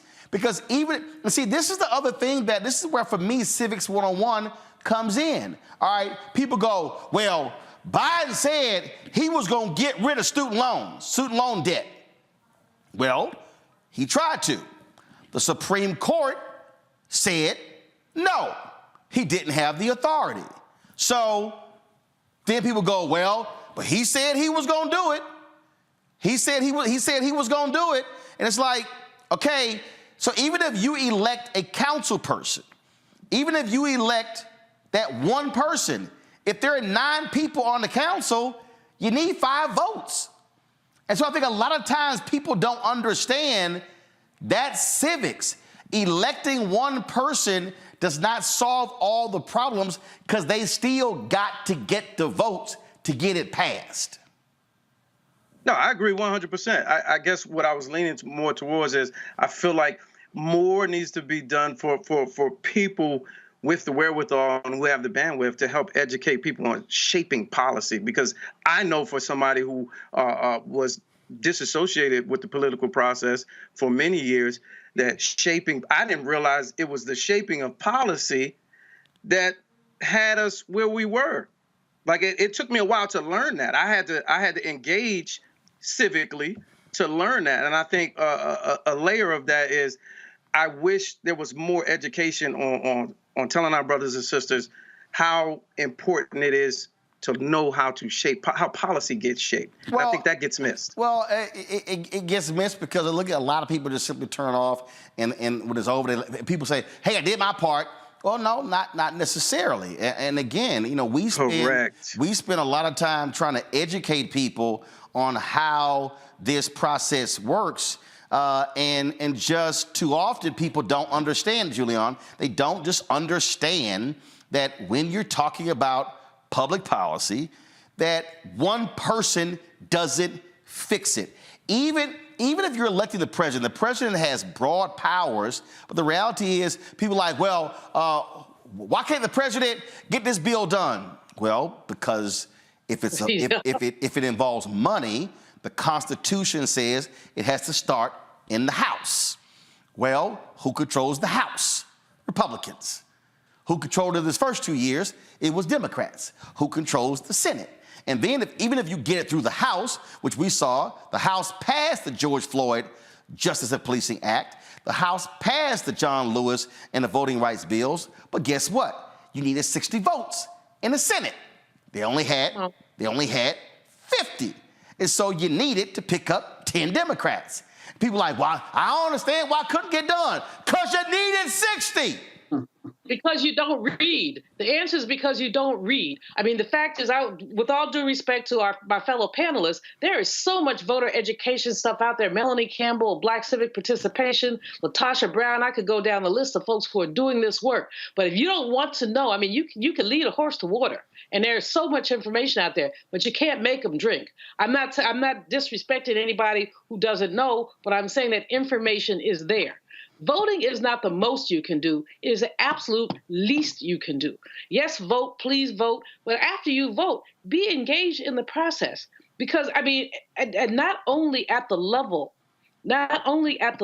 of presidential politics, which excites everybody, but down to dog catcher if you have to, because this has an impact on the quality of your life.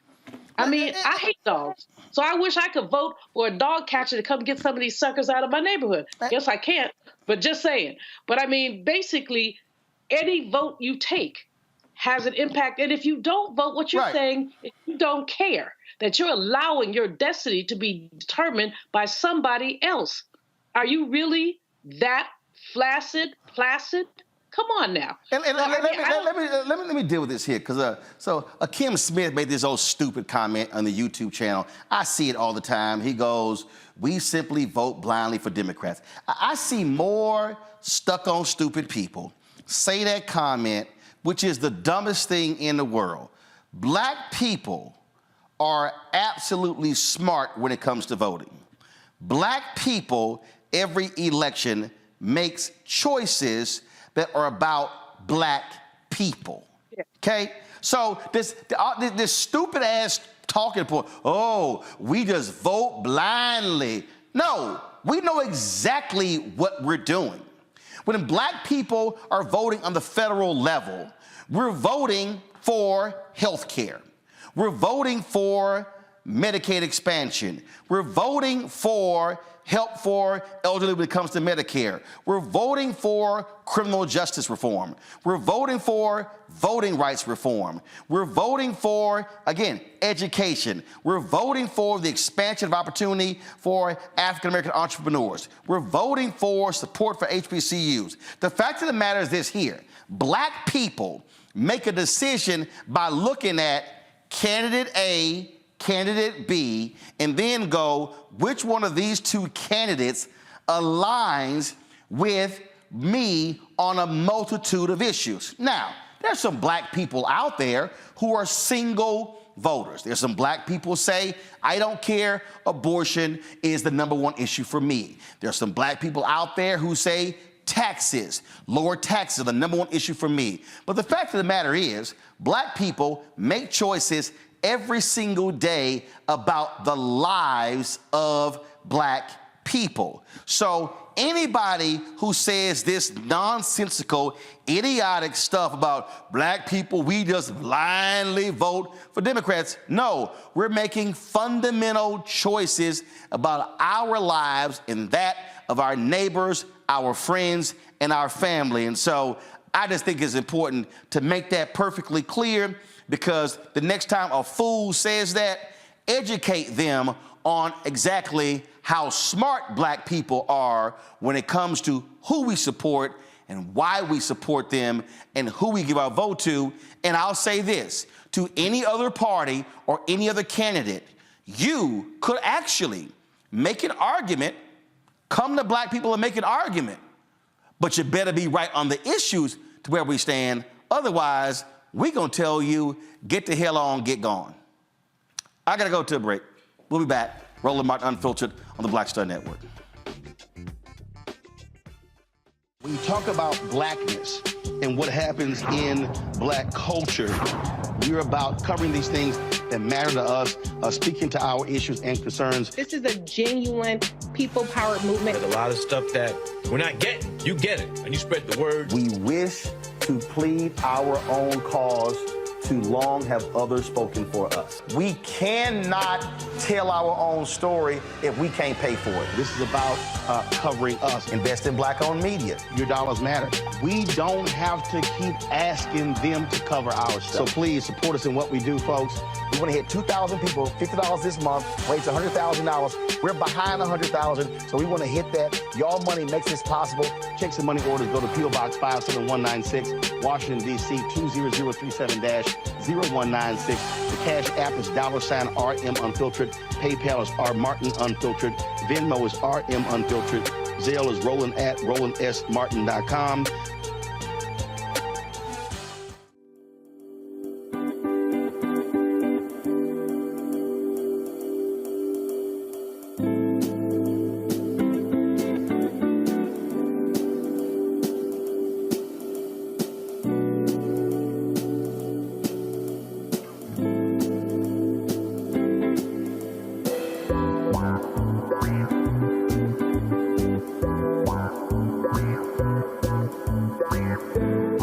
John Murray, the executive producer of the new Sherry Shepherd Talk Show. This is your boy, Earthquake. And you're tuned in to Roland Martin, Unfiltered.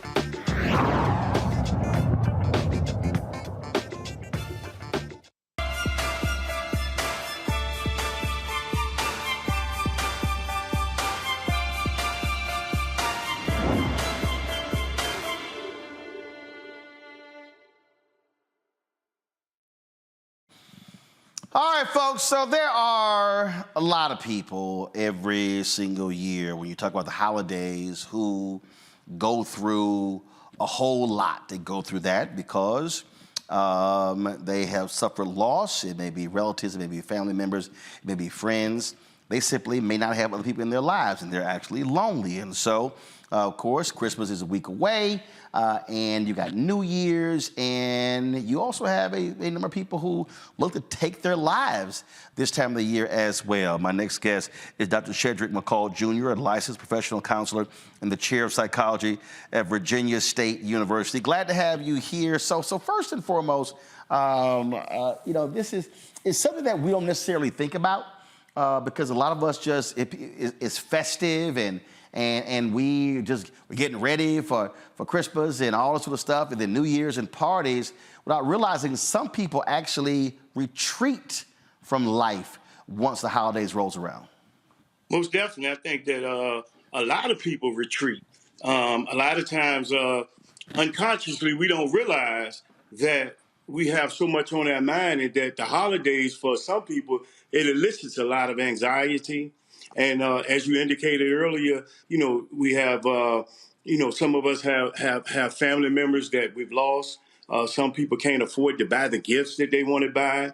So a lot of this just elicits a lot of anxiety and depression in a lot of individuals. So what do we, if we have coworkers, if we have family, have friends, what do we do about it? How do we help them? I think mainly just understanding that just talking to people, meeting them where they at.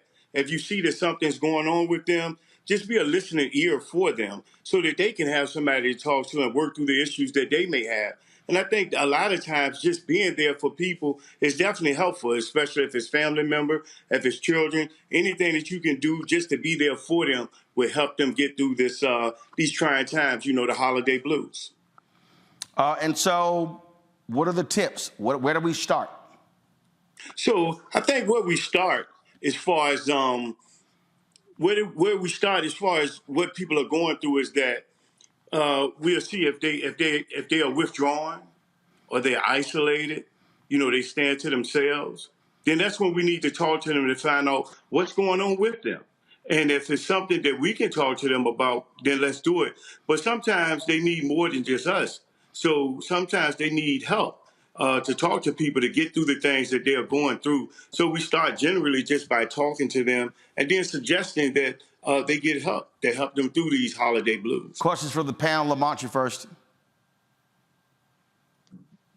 How do you deal with people that deal with like seasonal affective disorder centered around specifically the holidays?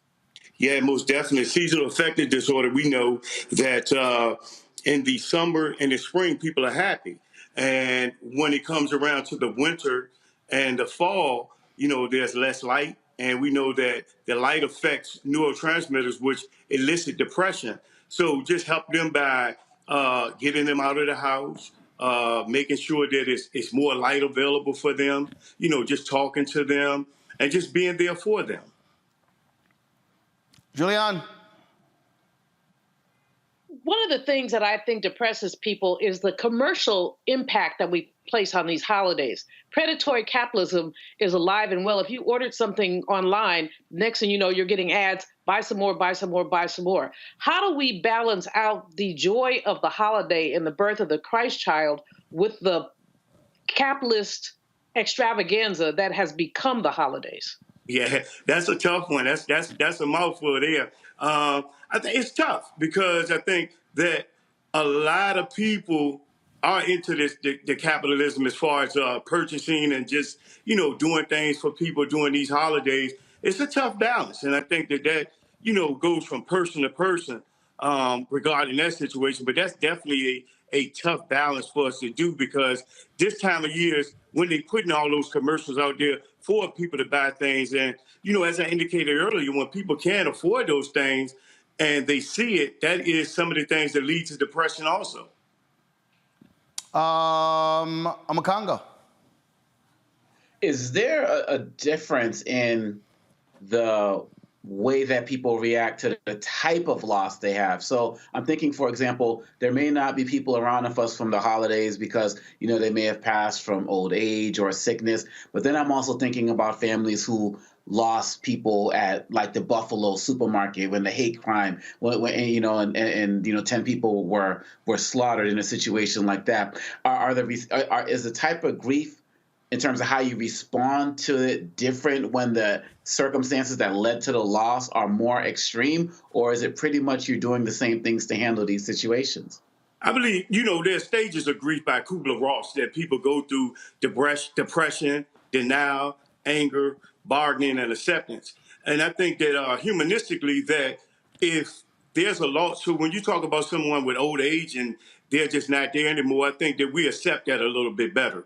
But if you're talking about something that happened, someone's being murdered, someone's been in a car accident, even during COVID, I think that hits just a little different, because in your mind you think that person's supposed to be there, and you didn't prepare yourself for that person to go because it was measures that you couldn't control or that person couldn't control. So I definitely think that it hit different.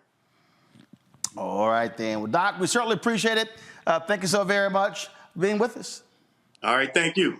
All right, thanks a bunch. All right, folks, we come back. I've got a couple more stories I want to talk to you about. Celebration Bowl took place over the weekend, and it was FAMU versus Howard. We'll tell you about that. The vice president was there. Also, we'll talk a little bit about Clarence Thomas. Man, how much did they spend to buy this brother? These white conservatives have bought them a Supreme Court justice. We'll talk about it next. You're watching Roland Unfiltered on the Black Star Network. Grow your business or career with Grow with Google's wide range of online courses, digital training, and tools. Gain in-demand job skills with flexible online training programs designed to put you on the fast track to jobs in high-growth fields. No experience is necessary. Learn at your own pace. Complete the online certificate program on your own terms. Stand out to employers, get on a path to in-demand jobs, and connect with top employers who are currently hiring. Take one professional career certificate program or all 6. Earn a Google Career Certificate to prepare for a job in a high-growth field like data analytics, project management, UX design, cybersecurity, and more. All professional career certificate programs must be completed by December 31st, 2024. Scan the QR code to complete the application. There are 1,000 scholarships available. Grow with Google and J. Hood and Associates. Be job ready and qualify for in-demand jobs. I'm Faraji Muhammad, live from LA. And this is The Culture. The Culture is a two-way conversation. You and me. We talk about the stories, politics, the good, the bad, and the downright ugly. So join our community every day at 3 p.m. Eastern and let your voice be heard. Hey, we're all in this together. So let's talk about it and see what kind of trouble we can get into. It's The Culture, weekdays at 3, only on the Black Star Network. Hello, I'm Paula J. Parker. Truly proud on the Proud Family, Louder and Prouder on Disney+. And you're watching Roland Martin, Unfiltered.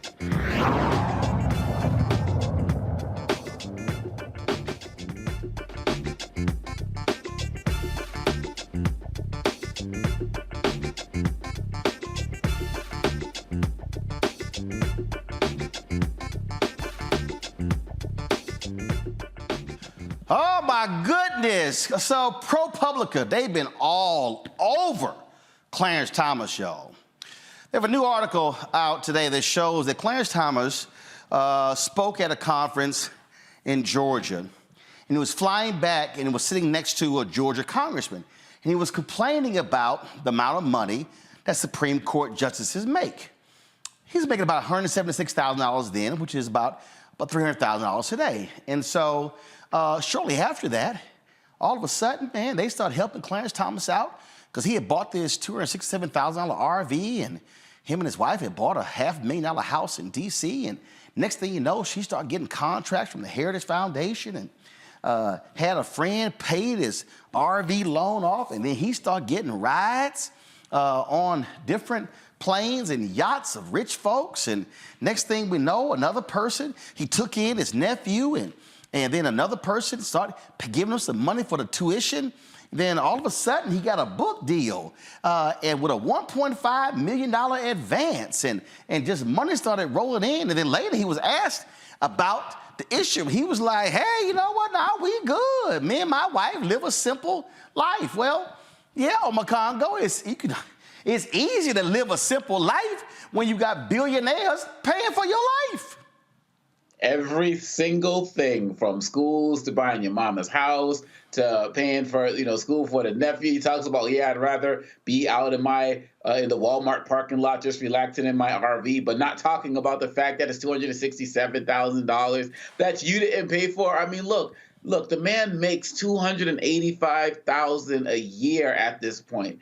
And if he really wanted money, he should have quit, like he said, and gone into private practice and been balling, or just made the money on the speaking fee. I mean, come on. You took in the kid, your other, son is grown, right? And, no other kids, who are like young dependents or anything like that. How much do you really need? Like, how much do you really need? The sad part about this, Roland, is that the ethics, quote unquote, reforms that the Supreme Court put into action earlier this year have no, or last month or so, have no enforcement mechanisms. And what also bothers me with this ProPublica work is that it just reminds me of all of the work that journalists have not done on Supreme Court justices over the years, because there's no way that Clarence Thomas could be the first. He's probably, for sure, particularly in the modern era, the worst. And I'm glad more of these stories are coming out. But if we had some type of credible journalism targeted on the Supreme Court earlier, I guarantee you, Roland, a lot of these other ones would have been exposed, because that has to be the reason why they don't have real ethics. But I don't think it's journalism, Julian. I think the problem is that the Supreme Court, they self-report. We talk about cops, investigating cops. I mean, for longest, they weren't required to post a lot of stuff. That's the problem. How do you have three branches of government and you have reporting requirements and oversight for all three, for two of them, but one of them gets to do what the hell they want to do because we just naturally trust them to do the right thing? I think it's abundantly clear this is a bought and paid for Supreme Court. Oh, absolutely. And I mean, the Clarence Thomas situation is quite amusing, but not really. But amusing from the standpoint that, the whole court has always behaved as if they're above the law. But he in particular has had enormous indifference for the Constitution, for the law, for integrity, for decency. We know we don't have to repeat the Anita Hill story, and where it's clear now, there's evidence that was not allowed in, and it's clear that he just pathetically lied, that there were at least one, perhaps three other women who had complaints about him and sexual harassment, and a football player that he's married to, had the temerity to call Dr. Hill to ask her 10 years after the fact when she apologized. It's crazy, but what's really crazy is that we have allowed the Supreme Court, for what reason? But we've allowed them to just float above it all with no, as you say, reporting requirements, no code of conduct, no, even when members of the president's cabinet, when they get gifts, when they travel abroad, they have a place with the ethics office where they have to say, I got this from Saudi Arabia. Can I keep it? And sometimes they tell him yes, and sometimes they tell him no. Well, Clarence Thomas surely didn't ask anybody about that RV he had as to whether he could keep it or not. We know this man is crooked, but your point, McCongo, was very well taken. He's not the only one. Lamont, bottom line is if you got some extra cash, Clarence Thomas will take it. It might rule in your favor. Hey, Hey, they're going to the highest bidder, man. Everybody has a price, and not only Dr. Malvo, enormous indifference, but enormous entitlement. Because you learn and you study in school, and you sit down and behave, and they tell you no one is above the law, and then you get older and you see things like this, and it does make you wonder, who else and how many else and how much, over the years, and then it begs the question for me, is there a way to tie being bought and paid for to certain opinions over the years that affected certain decisions? Are those cases up for discussion now? Because you clearly have received, in any other industry, in any other line of work, that's an instant compromise.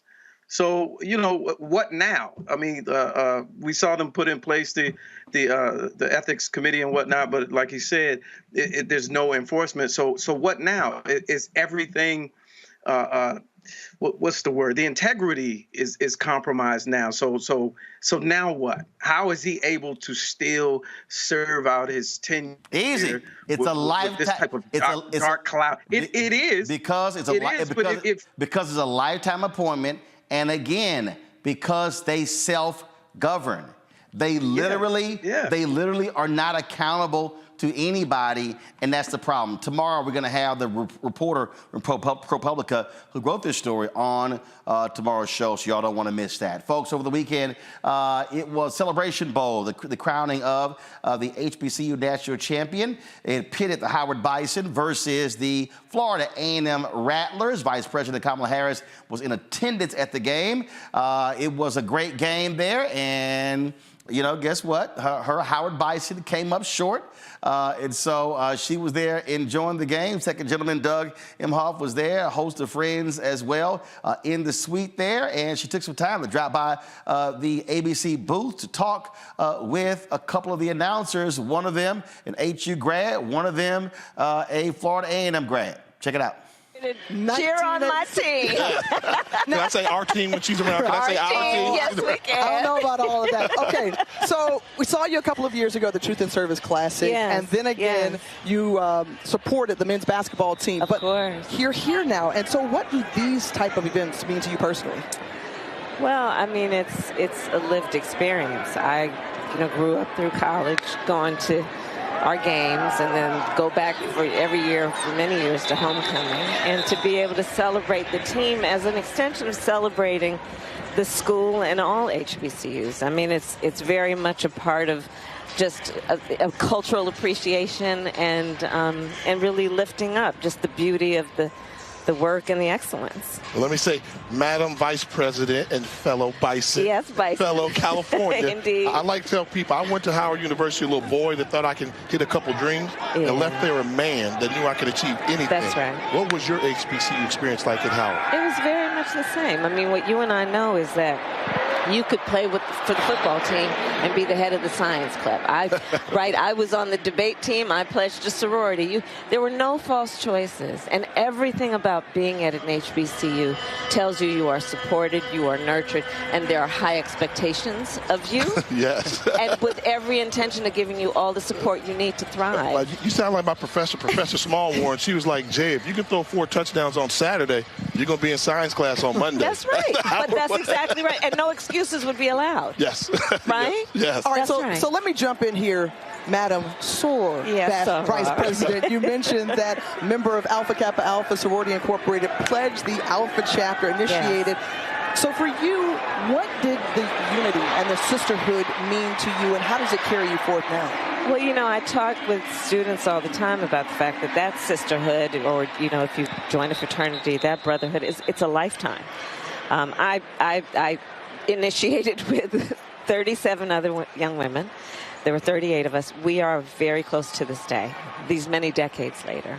And it's an enduring sisterhood. It includes not only those that you join with, but those you see all around, literally around the world. I've seen our soror. I'm going to harken back to your Howard experience and ask a lesson learned that has carried you throughout your journey to become the Vice President of the United States. That much is expected. And that you may be the first to do many things, don't be the last. So what you receive, you are expected to give back. And I learned that from my family. I learned that at Howard. and it is something I take very seriously. I'm going to allow you personal privilege here, Jay, because I know you all have a little something that you do when we you do. recognize each other. I'm still in shock right now. That 38, that's a big line right there. But anyway. I'm sorry, the 38 jewels of iridescent splendor. Get it in. But we have to have you go. We have to say this. H-U. You know. Thank you so much for being here and joining us. It's good to be with you. Absolutely. Enjoy the game. And you want to say go Bison before you go? Go Bison. I can't say it, so you can't. Well, folks, after the game, Harris went to the historic Busy Bee Cafe with Melody Campbell, the National Coalition on Black Civic Participation, and others. It has been a staple for decades in Atlanta, opening in 1947. And look, you got to be black, Lamont, to roll up to the soul food joint and go get on Air Force Two with some bread pudding or some banana pudding, as well as some peach cobbler. I mean, yeah, you can, and respectfully, I think that was a good. I watched the game, I watched the halftime. I'm really not, unpopular opinion, I'm not big on the photo ops. Going to the soul food restaurant, cooking black-eyed peas on Instagram and collard, showing collard. I'm not a fan. Here's the deal, though. She cooks. She actually cooks. It's so. Like I said, unpopular opinion, I feel like every available opportunity, she has to remind the public that she's black by showing us black things. I'm just not a fan of that. But here's the deal, though. But if she doing black stuff, shouldn't she do that? I mean, that's like for instance. Yeah, it's not for show. It's not performative. I mean, being who you are is not, being black shouldn't be performative. Right. So that was stuff. So Obama, when he was president, went by restaurants, stopped by Leah Chase's, Dookie Chase in New Orleans, Roscoe's Chicken and Waffle. They even got now an item on the menu. So, I mean, I don't see. I mean, here's the deal. What's the difference? Okay, how about this here? What's the difference between her doing that and stopping by a bookstore? So like it was stopping by a bookstore. Yeah, like if she stopped by a bookstore to let's say support a small business, is that okay? Sure, that's very much okay. I just don't like now I'm confused. I'm confused. If it's you're not confused. No, I'm confused. I don't like hold on. Implication. But Lamont, if it's okay for her to stop by a bookstore, why can't she stop by a soul food joint in Atlanta? Hey, she can do what she wants. I'm just not a fan of the implied tropes that we see. It's on Instagram. I'm doing a two-step. This is my favorite soul food song. I'm washing collard greens today. I'm boiling black-eyed peas for New Year's Eve because that's a black tradition. I'm just not a fan of that outward performative display of your blackness. I'm just not. Okay, so if she didn't, if she did black-eyed peas every New Year's before she was vice president, so she shouldn't show it? I don't know that of her anyway, so I don't know her to have done that before. No, that's what I'm trying to tell you. No, what I'm trying to tell you, she actually cooks. So she's been cooking a long time. So that's what's up. If she's been cooking a long time, she's just doing what she's always done. That's fine, and all that's fine and fair. From my observation, what I don't like is being black on cue. I don't like when they do that to I didn't like when they did it to Barack, former President Barack. I don't like it when they do it to Madam Vice President. It's just not my thing. Who's they? You're not confused, Roland. No, who's they? No, you said they. So you don't like. So you didn't like it. You didn't like when Obama stopped by a black business. No, that's not what I said. Don't try to misconstrue my words, dear brother. That's why I said I'm confused. No, you're not confused. I don't like when the positioning of it. It's like, here's a black moment. We need you to be black. No, hold on. Stop right there. You said, here's a black moment.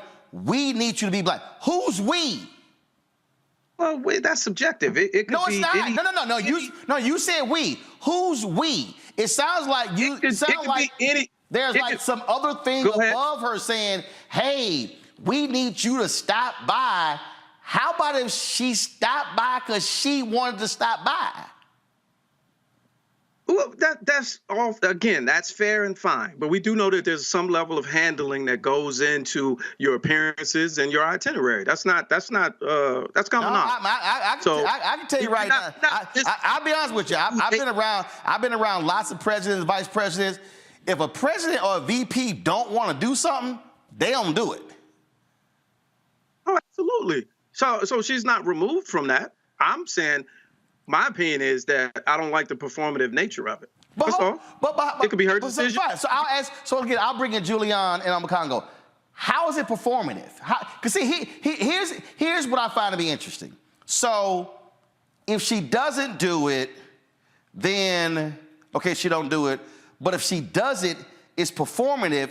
But when I asked about her going to a bookstore, you were like, "That's fine." So I don't understand. So like what? If she went to a white bookstore, that's fine. But if she went to a black bookstore, that's performative. I mean, those are layers. Why do we place performative on something when it's just what we can do? Roland. Well, I mean, I don't agree with that. So Hillary having hot sauce in her purse was not something. Hold on, stop, hold on, right there. And you know what you just did right there? That's where you made a big mistake. Hillary Clinton. No. See, you assume Hillary Clinton. You can go back 15 years where Hillary Clinton talked about hot sauce. Here was the mistake that black people made. Black people, and I'm telling you, this is very well documented. Black people in 2016 were like, oh, here Hillary Clinton go on the Breakfast Club talking about she got hot sauce. Literally, there were stories done a decade earlier about Hillary Clinton carrying hot sauce. But we jumped to the conclusion that because she talked about hot sauce, people were like, oh, that's performative. She actually was doing that for a long time before she even ran. So this is it not performative? No, that's answering the question. If you I don't understand how. Go ahead, Julian. First of all, this woman is a human-looking being. She likes football. She loves Howard. She went to a game. People are commenting about that. Why did she go to the game? Somebody put on Twitter or X or whatever the hell they call it, put on there.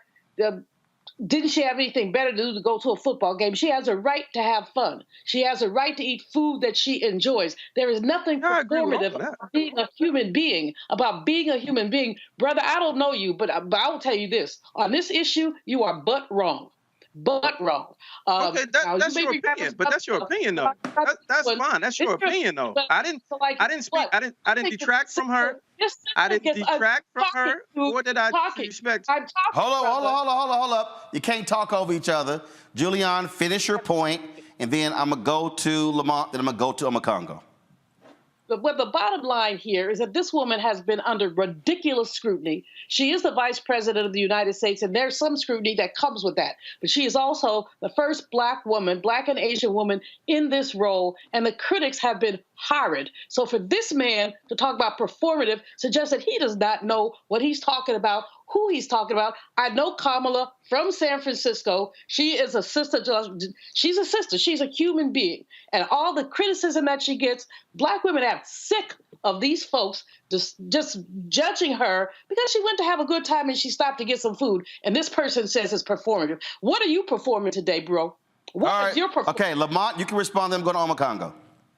Well, I mean, I'm respectfully, you have a relationship with her. I don't. None of my commentary did I detract or disrespect her. So my opinion may have triggered you, but that's not where it was founded and nor was it rooted in. I stated that what I don't like about those types of appearances and the reason why. It's nothing about her. I understand the scrutiny that she's gotten. She's not going to, she's going to catch heat no matter what she does. My original opinion of the appearance was I don't like when they do that. That was it. Everything else is there was no detraction. There was no disrespect. She's at the highest level. I'm here for all of that. So your relationship is your relationship. Mine is not. Mine is just the casual observer, the viewer. Omekongo, go ahead. Nobody says anything when Biden does something to honor his Irish heritage.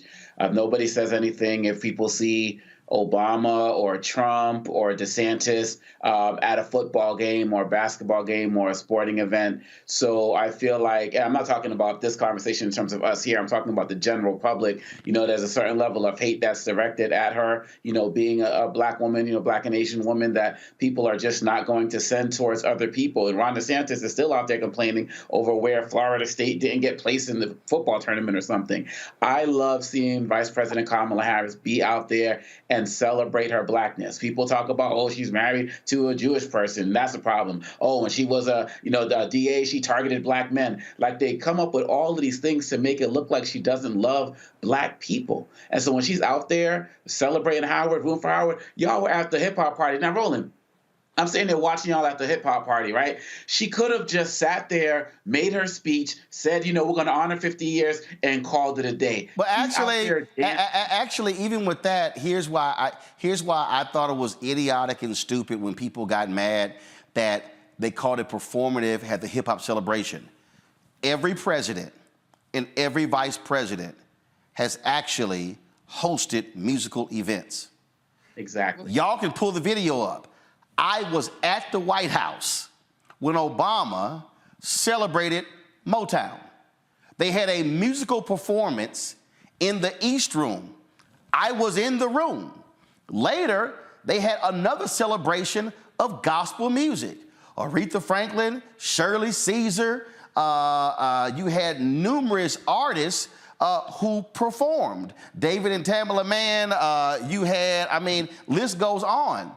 So Vice President Harris hosts the hip hop party, and I literally saw people going, that's performative. No, it was literally a celebration of hip hop in his 50th year. If I'm correct, Obama had Common perform at the White House. This is all I'm saying here, and this is to me, again, this is to me a problem that where I believe we as African Americans get way too touchy. So, to Omakongo, your point, if Biden stopped by a pub to get a pint of beer, he stopped by a pint. But then she stops by a soul food restaurant, it's performative. Here's the deal. She did that when she was Attorney General. Yep. She did it when she was the DA. So it's like, it happens. In fact, I fly to Atlanta all the time. I purposely will structure my schedule to go by Pascal's in the airport to support a Black restaurant. I'll post a photo. You can say it's performative by me doing that when I'm supporting a Black restaurant. I just think that we play. Now, let me go back to the hot sauce thing, because see, this was the mistake. Go to my iPad. Ashton Pittman published this here. 2016, a host asked Hillary Clinton what's something she always has in her bag. Hot sauce, she said. Critics claim she said this to pander to Black voters because of Beyonce's hot sauce in my bag lyric. Here was a podcast Hillary Clinton did 4 years earlier where the headline, Hillary Clinton rarely listens to her iPod, always packs Tabasco sauce. Next, the article said right here, 2012, Condé Nast did an article on Hillary Clinton where she talked about hot sauce. This was 4 years before Beyonce even did the song. And then 2008, Hillary Clinton had a White House hot sauce collection as First Lady where there were stories done on it. In fact, in 2015, this was an article where Hillary Clinton took a photo with a bottle of Tabasco sauce. Now, that wasn't performative when she did it. She actually did it. The mistake was people jumped to the conclusion, oh, here she go on a Black radio show talking about hot sauce when she literally had been talking about hot sauce for 20 years. And I mean, that's cool. If you wait for me to respond, all of that. It's also important that with everything that's coming at us right now, from the curriculum, getting rid of DEI, to be able to be out there and celebrate her Blackness, we need more of that. And so the story that you're bringing up with the hot sauce, that is true for VP Harris as well. She has always been Black. She has always celebrated, not as a performance, but because it's who she is. But in this day and age now, more than ever, the way they're coming at us, I hope she continues to do more of it, go out there and celebrate every aspect of us in every way, shape, or form, because they're trying to deny us it in every way, shape, Lamont, go ahead. Hold up, Julian. Hold up, Luke. Go ahead, Lamont. Just to your last point, all that's well and good. I wasn't even referring to the Beyonce lyric, but I'm not, whether I like hot sauce or not, I'm not bringing it to a radio interview. That's all. Hold on. Wait. See, hold on. Wait. See, hold up. See, this is where you got dealing facts, Lamont. She was asked, "What do you carry in your bag?" She said, "Hot sauce." Everybody, I remember the story very well. People went, "Oh, I do too." She's saying it because of the Beyonce song. What I'm saying is, she literally has been carrying hot sauce for 20 years. But people, what they did is they jumped to the conclusion that, oh, she just trying to pander to Black people about hot sauce because Beyonce had it in her song. But if you've been doing it 20 years before Beyonce even dropped the song, it ain't pandering. It's just you actually liking hot sauce. So the mistake is when we make assumptions and call something pandering when it's really what somebody actually does. Now, if there's a politician who ain't never gone to no Black restaurant, ain't never done anything or whatever, and then you can do that. But here's the other thing that to me is hilarious. This shit is also called politics. The reality is, politicians, when you run for office, you go to places to get votes. And so guess where you go? You go to bars, restaurants, you go to all kind of establishments, you go to malls. George H.W. Bush, y'all might remember when he went to a grocery store and he got criticized because he did not know the price of milk when it was being scanned. And even that story is not necessarily even true. But guess what? George H.W. Bush was vice president for 8 years. And then he was president for 4 years. We know his ass wasn't going grocery shopping.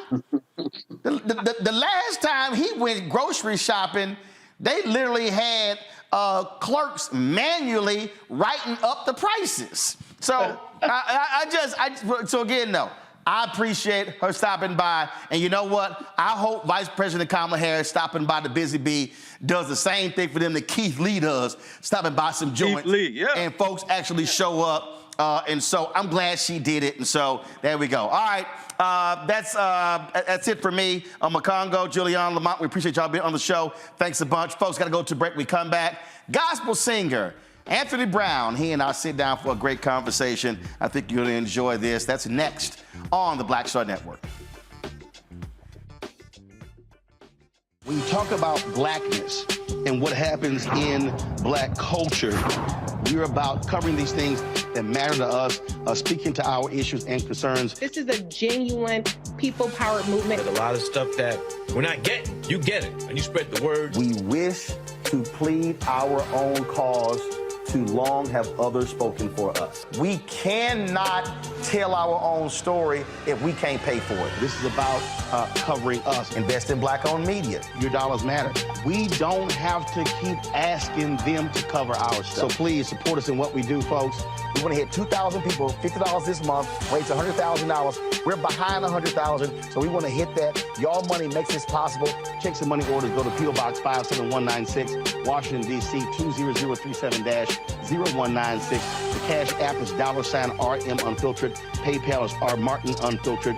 Venmo is RM Unfiltered. Zelle is Roland at RolandSMartin.com.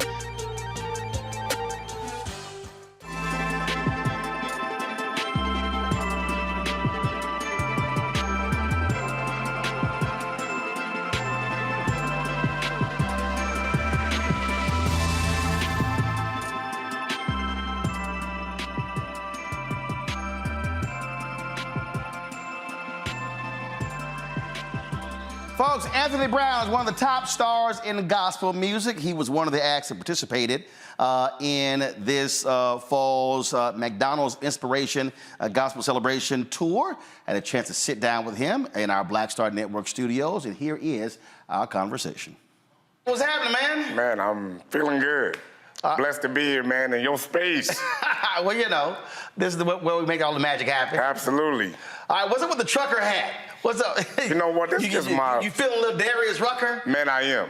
You know, makes a little bad boy of gospel on it a little bit. But, nah, I would say, I think I got the king hat on today, right? Huh? I got a king hat on today. Right. Yeah, I feel like a king today. That's why I wear this trucker hat.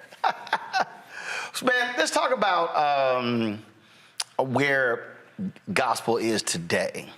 It's very. I love all these different categories. I love when I hear urban contemporary, neo gospel. Okay, now you're going. Tradition. I mean, you start hearing all these different phrases. So, what lane do you believe that you fit in? What a question. What a question. After you talk about my rebel hat. You know what's funny, Roland? Last week, somebody introduced me. It was on like a Thurgood Marshall event here for scholarships here in D.C. And they introduced me and said, American Urban Contemporary Gospel Artist. Longest title, weirdest title I ever heard in my life. But that's how they introduced me. American Urban Contemporary Gospel Artist. I said, okay, fine. All of it's true, a little bit. But I hate the idea of being boxed into a title. Right. Anyway, and I love the fact that even with gospel right now, we're kind of getting rid of all of these very boxed-in titles, and people are just presenting inspiration at the level that they feel, or that they're inspired to do it, or how they tick. I like that. Bless you. I feel like, for me, some days I'm super urban and I'm a rebel. Other days, you know, catch me on the choir road with a choir in front of me. Other days, I'm spirituals and hymns and real, you know, classical. That's my base. Other days, I want to wild out and I want to be a thug. And all of it is me, and it's all authentic, and it's all okay. And I think there's room for all of it. So I'm gonna answer your question by saying, like, yeah, don't give me no title. Just let me be who I am every day. Right. And if that meets you where you are today, then I did my job. Well, I think it's always interesting when, if you go to a gospel concert. Because you got the real traditional folk. You do. I mean, you got the elder on the front bench, church usher. Come on. Wearing the white gloves, walking in. The lap scarf. With on beat. You got those folks. It's my childhood. Then you got just a whole new generation that ain't tripping on wearing suits and big church hats, and they are praising, worshiping in a different way. Sure. And the reality is, you're supposed to meet folk where they are. 100%. And I think a lot of times, folks are driven away. Because of the boxes? Yeah. Because of the stigma? Because of the boxes, the rules. Absolutely. You can only do this, and you can only do this, and 100%. You can't do this. And so, to me, that limits, frankly, the gospel. Sure, no, 100%. You actually said something my mother says to me like every week when I go out. She says, Anthony, write songs that meet people where they live. And that's always been my thing from day one, Roland, is to write songs that meet people where they live. Well, now we are ministering to a generation that's like Jesus loves me and my tattoos. So some of them still want traditional, but there's a scripture in the Bible that I love the reference about this, where Paul said, I become all things to all men that I might save some. In other words, be as authentic as you are, and there's somebody who needs that, the way that you have it. I remember reading a story, and it was a guy, and he was ministering to bikers. And he was talking about how I approach them. He said, I can't approach them sitting there quoting the scripture and hitting them left and right. And it was how he dressed. He also was on the bike as well. People were like, oh my goodness. There you go. Like, how dare you? And he said, I'm sorry, me having a leather jacket on and riding this motorcycle, and yes, on the outward, oh my goodness, you're just this wild rebel. He said, no, I know him on the inside. And it was an amazing story, because he said, if I'm trying to reach that person, absolutely, I have to do so in a way where they are comfortable with me as opposed to me trying to approach them and making them uncomfortable? Absolutely. He who wins souls is wise. You know, the audiences that I've been blessed to be a part of are like the ones you just described. Like, I'm a son of a Baptist preacher. So church is what I know. I understand the culture of it. However, I live in the 2023 real world. As a black man in America, I have that experience to bring to the table. I feel like you'd be doing yourself a disservice by trying to fit yourself in a box. You're gonna leave somebody out. And I think all that we do in gospel music is bait. So it's bait for some fishes out there. Just because it might not be what you would grab a hold of doesn't mean it's useless or that it doesn't have merit. Somebody needs it the way that you have it. Mm-hmm. Somebody else needs it the way somebody else has it. All of it works to me. And I feel like you should just be your authentic self and you'll get the fish you're supposed to. So how do you deal with that when you at First Baptist? When you've got different services, different people, and you just may want to just go, then Pastor Jenkins is like, I mean, have you ever got that look from Pastor Jenkins like, man, Anthony? Probably from day one. First of all, Roland knows my church. Shout out to my pastor, Pastor Jenkins, and my church, First Baptist, Glen Arden. Absolutely, I came there 15 years ago with a mohawk. He was from day one. He was like, "What is this?" With a mohawk? I came in with a mohawk. That was like my day one. I had a mohawk, and after I got on stage with a mohawk, then a whole bunch of young kids started to get mohawks, and then some of the older deacons too. That's when he was like, "Yo, get that mohawk out of here." But to your point, I feel like I know how to go into any environment and be what that environment needs. And that's the wise part about it. When it says he who wins souls is wise. Just because I am a rebel don't mean I'm gonna come to the First Baptist Church of Glen Arden on stage and just turn up and lose the people. Like, nah, you should be wise about how you approach it. So when I go there, can I clean it up, put on a suit, put on a choir robe, direct the choir? Yes, every Sunday. When I leave there on Sunday night, if I'm going to a club in Detroit to perform, I'm gonna turn up, bring out the chain, throw on the hat, but all of it's me. I'm not putting on for anybody, it's all me. Yeah, but at the time when you like, okay, I'm gonna slide in and a little something here. Absolutely, 100% at First Baptist. And you know what's funny? Where you think Pastor Jenkins would like reject that? He'd be up there dancing with me, right side by side, doing a B.O.B. bounce on stage, which is what I love. So now I don't get no flack from him. I don't get no flack for him. Came with a mohawk. Yes, sir. He gonna love this part of the interview when he sees this. Mohawk He was out. like, absolutely not.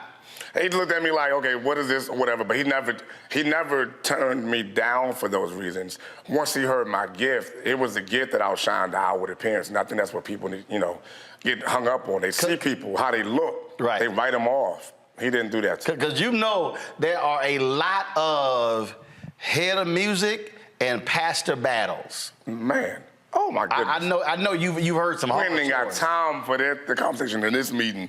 Horror stories, but the funny part about it is those two things are the elements people come to church for. Right. They come for a good word.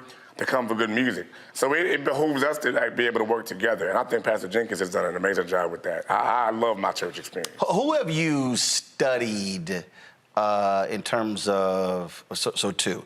One, being minister of music in the church. Is there anybody you studied where you said, man, I just like how they do it, how they present it, just how they flow?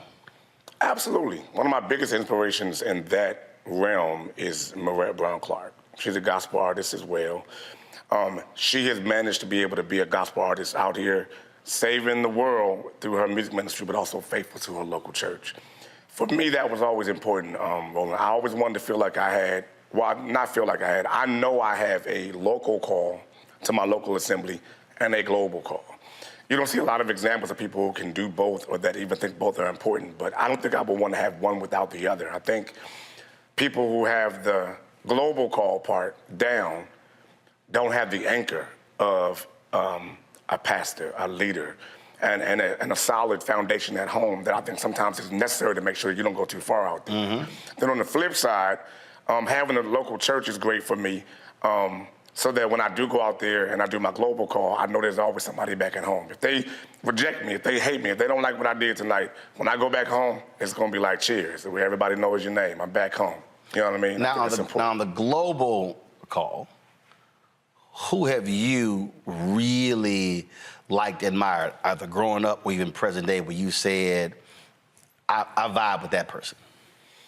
So I think, you know, what people call the GOAT in gospel, of course, is a great example. Kirk Franklin is definitely one of the greatest to ever do it. And he's seemed to be able to be relevant in the culture, but still be undeniably who he is as a Christian, as a believer. Very authentic. I think that I love that.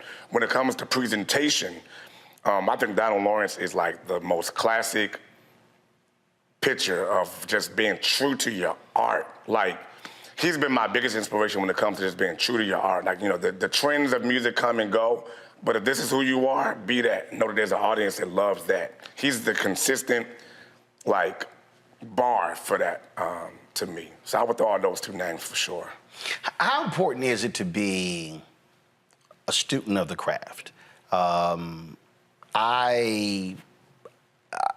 When young folk come up to me and they say, man, I want to do what you do, then my response is, but do you want to do what I do? Gotcha. And then because when I throw that out, for a lot of them, they look at me like I'm crazy, and I'm if you want to be really great, not popular, not want to be seen in airports and taking selfies, for me, it is study the craft. And you actually never stop learning. Never. That to me. So talk about why that is so valuable, studying the craft. I feel like whether it's songwriting, whether it's singing, whether it's stage presentation, whether it's choir directing, any of that. Right. Even though I feel like every person is unique in nature, you are still following the blueprint that somebody else laid out in some way, shape, or form. People who don't study their craft, to me, just are blowing in the wind. You really just wanted a platform. You didn't want necessarily to be a part of the building of a particular thing. And for me, I feel like with gospel music, you're a part of a legacy that was already established. Right. So it's great for me to be unique in what I present. I'm not saying don't do that, but I am saying it'd be great to know, what did the Caravans do at the height of their career? Right. That grabbed the attention of people. What did the Hawkins do? What was it that made them be what they are? What did Donnie McClurkin do? What did Mary do? So for me, studying the craft, as a kid was, growing up, this was vinyls. I'm about to date myself a little bit, because this was not CDs yet. It was still records. That's what I grew up in. My household, my daddy was playing records. But I wanted to read that information. When CDs came out, I wanted to read them credits. Who is doing this stuff, and what's their story? That's always been my thing. And to your point, like, I never stopped doing that, because I feel like if one day, 20 years from now, somebody turns one of my CDs over and reads it, I want them to know a little bit of my story and study that and help that to become a compass to where they go into their job. I just saw an interview Ice-T did, where he talked about that. He talked about when albums were done. Yes. And he said where everything was a liner notes, and you studied who was the sound engineer and the mixer and who played this instrument on that piece. And he said that whole album told a story. Wow. And to me, that's how I look at in terms of studying the craft. Yes, There's a bunch of folk who can sing. Right. But how do you take care of your voice? How do you make it better? Jeffrey Osborne said to me during COVID, because they couldn't tour or whatever, he started taking voice lessons again. And he said, wow. He said, I hadn't taken voice lessons in 20, 30 years. He said, but this was an opportunity. And here's Jeffrey, 70, 71. Right, I'm about to say, yeah. It was, I want my voice to get better. That to me is why I tell people about studying the craft. Forget the success, the money, the fame, all that sort of stuff like that. That means that you want to be as great as you possibly can be. All the way. And that means putting the work in. First of all, I'm so glad you said that. I'm looking at you, sitting across from you, and you've been doing this thing for a long time. To me, that means that you've also given your chance not only to learn the craft, but to evolve. And evolution, I think, is important in any artist's life or career. So, like, at the height of things with Worth, if I just stop there, if I just sit on the laurel of what that was, then I stop evolving, I stop growing, and I think that was all that I could produce. Well, I'm still living, and that experience is still happening. So the next record, I'm not trying to live up to that mountain anymore. let's go on the journey of who I'm becoming today. Right. And there are people who want to go along on that journey. I think that is so important if you ever want to be the Roland Martin of gospel music. See, I think when I look at the measurement, I play golf, and I played golf for 35 years. And oh, absolutely, absolutely. It's a putting green right there. We keep right. It's a 9-foot putting green. Y'all right can't see it, but it's a 9-foot putting green right there. I got the exact same one in my house. Done deal. Okay. Oh, absolutely. And I was talking to somebody about this, and they said, "Well, do you gamble playing golf?" And I said, sometimes we may play for, dollar a hole or whatever. But then this is what I told them. I said, the beauty of golf is you're actually competing against yourself. There are no teammates. It's not me against you. You're actually competing against yourself. Against yourself. And that is, I shot this score. What's my best score? Right. How low can I go? Right. And I sort of look at it the same way. I don't look at other people. I don't look at what somebody else is doing and say, okay, we're competing against them. No, my deal is I'm actually competing against myself. So if my standard is here, if I'm trying to go here, then they got nothing to do with you. Right. So I don't care what you're doing. Right. Because this is what I'm actually competing against. I love that. And so for you, when you are on that stage, when you're writing, when you are singing, how are you trying to measure yourself? Man, sorry, I'm just chewing on what you just said. Because this is an area where a lot of people struggle. And I'm sorry, I'm about to bring it back to the Bible again. Pastor Jenkins, you be proud of me. Where there's a scripture that talks about this, don't look to the left or the right. Now, the comparison is the thief of joy. That exists in every kind of demographic. But for us as gospel artists and musicians, there's always a new hot next. In music, period, there's always a new hot next. So if you let the people's praise of you one day dictate who you are the next day, you're gonna ebb and flow with how they feel about music, and that changes every day. My marker I set for myself is so different from that. What I try to do, to your point, is just literally figure out, the last time I did this song, this is how I felt, and this is how people responded. What can you do differently about this song to grab a hold of another person in that audience? I think we were just together at one of the tour stops, and the people my goal is this, here's my goal.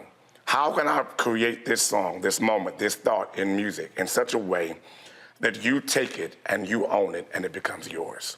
So if every time that I sing songs that God has given me, I have to be the one to deliver the message, then I feel like that's my marker. I'm trying to figure out for you to sing this song like it's yours, and let me just stand there and let you have your moment. So when y'all did your hit song, when I got that, you know, my turn up. You were trying to move on. Was I ever? And I was done.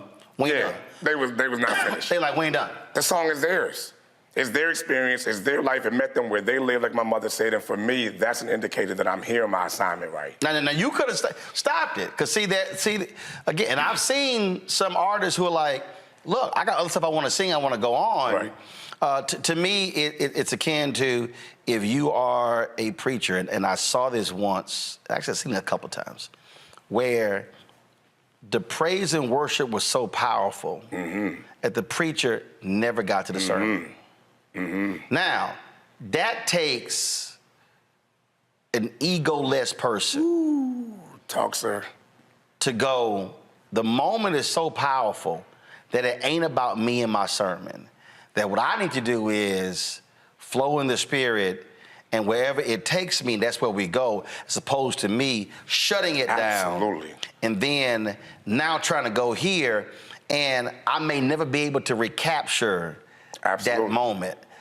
That, to me, I think also happens if you're on stage. 100%. And for us, if I'm a servant, that if you're getting what you need, then that was the goal. If you're getting what you need, then that was the goal. So that day, I think we had maybe 3 or 4 songs to do. We only got through 2.5. But the people who came, what they needed was that. And I'll make sure they got it. Go ahead and drink from that. If we're there and you're getting what you need, drink from that. Next time you see me, then we'll keep going. I think it was Donald, it might have been Donald Lawrence. No, it was Donald Lawrence that always told us, always leave them wanting more. So If that's all you got for me the next time, the next time I'll come back and give you a little bit more. And the thing, to me, I think the thing about the moment and gospel music, again, it might be a praise song, it might be a worship song, and I remember I was at Salem Baptist Church. I was a member when I was there. Man. And it was all kind of stuff that was happening. And it was, this when I was at CNN, it was Time Journal Morning Show. It was like all this different, it was like stuff that was just happening. And I remember church was over and the choir was still going. Gotcha. And I was just standing there, just in it. And Walter, who is the head of music, he walked over to me. He said, one, 'cause I could pray with you. He said, but I could sense you needed to hear what the choir was doing. And I wasn't paying attention to who was around me. I didn't care. We were done. And we may have been at least 15, 20 minutes, and the choir was still going. At the church. Right. So again, that's the power to me of the music. Absolutely. Where you don't know who's going through something. Absolutely. But they need that at that moment, at that time, in that place. I see that has to be the goal. You know, if you decide you're going to go on an inspiration, celebration, gospel tour, the goal is to make sure people leave inspired, that they can celebrate. That's the point. So if I don't get through all of my songs or my set, if that's my indicator, then it's about me. Yep. But I'm a servant. I'm a servant to this thing. And that's whether you're at church or whether you're in the biggest venue possible. The goal is to make sure that the audience that's coming gets what they need. You're a servant to that. Have you, I'm sure you have, walked to that stage and this is my set list, but then the room starts speaking to you. And then you get that look like, we ain't doing that. We're about to go another way. Just follow me. I got to go here. Yes, sir. And that's probably scary for a lot of people because that's so off the beaten path. For people who need organization and structure, and from here to there, that dynamic will not only mess them up, it'll probably also ruin the moment. Because then you're just gonna move on from a moment that people actually need. Me, because I'm a bit of a radical, I thrive in that environment. Because for me, again, as a servant to the people, I'm gonna make sure you get what you need. So it's like, I have the same approach. I don't write speeches. So like literally. You don't write speeches? No, don't write speeches. So you're asked to come and speak, you're literally gonna speak from your heart. Yeah, they might give me the theme, whatever. I'll take it under consideration. Gotcha. But I may go somewhere else. Got it. And when I say I gave a speech in Florida, this woman came up to me. She had a black paper. She's like, "Oh my God!" She says, "We want to run your whole speech in the paper." I was like, "Y'all better transcribe it." Oh man, good luck. And she was like, "What do you mean?" I said, "Baby, that sucker wasn't written." She's like, "Well, can I get your notes?" I was like, "What no notes?" I'd rather know. She said, "You didn't have any index card, no notes?" Nothing. I was like, "Nope." See. She said, "Well, did you write the title down?" Nope. See. And so literally, so there have been moments, a lot of times again, where I'm sitting there, and again, I'm not waiting to speak, and again, I might be taking pictures or whatever. But I remember there's one time I was sitting there, and I knew something, and I was like, "Yo, I didn't want to be bothered." And they would come to me like, "Hey, you want something to drink?" "No, I'm fine." "Want something to eat?" "No, I'm fine." And I was and I was just like, it was just like, what's he doing? I'm like, wait till I get that microphone. I mean, it was. I got something I got to get out of me. Right. Now I'm talking about. Yes. Was lighting them up, and then it was so funny because I'm telling I knew when I stepped up, I knew what was going to happen. Right. When I got to the microphone. In fact, I think I spoke in Virginia. I was this sister. She's supposed to do a gospel song after me. She's like, "I'm so happy to be here." She says, "They got me to sing." I said, "You don't want to do that." She's like, "What do you mean?" I said, "You don't want to sing that song not after I get done." Yeah, not. She's like, "No, it's fine." I said, "No, it's not." I said, "I'm telling you." I'm giving you the heads up, right? When I finish. Man. So I suggest you sing that song before I speak. Gotcha. I said, because when I get done, I'm going to clear the room. But see, that's the confidence of knowing. And that was just like, I'm just letting you know. Absolutely. I mean, so I knew it was like, I was like, I'm telling you. So she sang before I did. She did it before. She sang before. Okay. And then it was over. She's like, "Man, I'm so glad you." And I said, yo, but kudos to you for letting her know, man. Like, oh. I try to tell them to give the awards out, and I tell people that's not being cocky, it's not being arrogant, but when you know a word is being placed in your spirit, absolutely, and you know what you gonna do, it's like I'm telling y'all. It would be a bad idea for y'all to don't put nothing behind me. We need only thing should follow me is the benediction. The benediction and go home. Don't put stuff behind. But you know what? And now, I mean, I'm glad you said that though, because for artists and even for people who do what we do, entertainment space, who are watching this, it's good for you to know that there's always preparation. There's always, be prepared. No, study, absolutely. Learn all that you can. But then there's also this inherent knowing that everybody has if you tune in and listen on the inside, when just something will drop in your spirit that you know is for that environment, for that moment, for that time. And that's what you should be dialing into. Past the study, past the set list, past the whatever. No, tune in to what's going on inside of you. Because most times, whatever needs to happen as the reason why you're there for that event is already happening inside of you. You know how many people, Roland, miss the moment that they went somewhere or why they went because they won't tune in That's to why what they've been I don't, told? When they try to take me to a room, I said no. See? Every time you want to be in the atmosphere. Go, we got a room for you. I'm like, I'm fine. Now I hear you. And I literally will. No, I won't.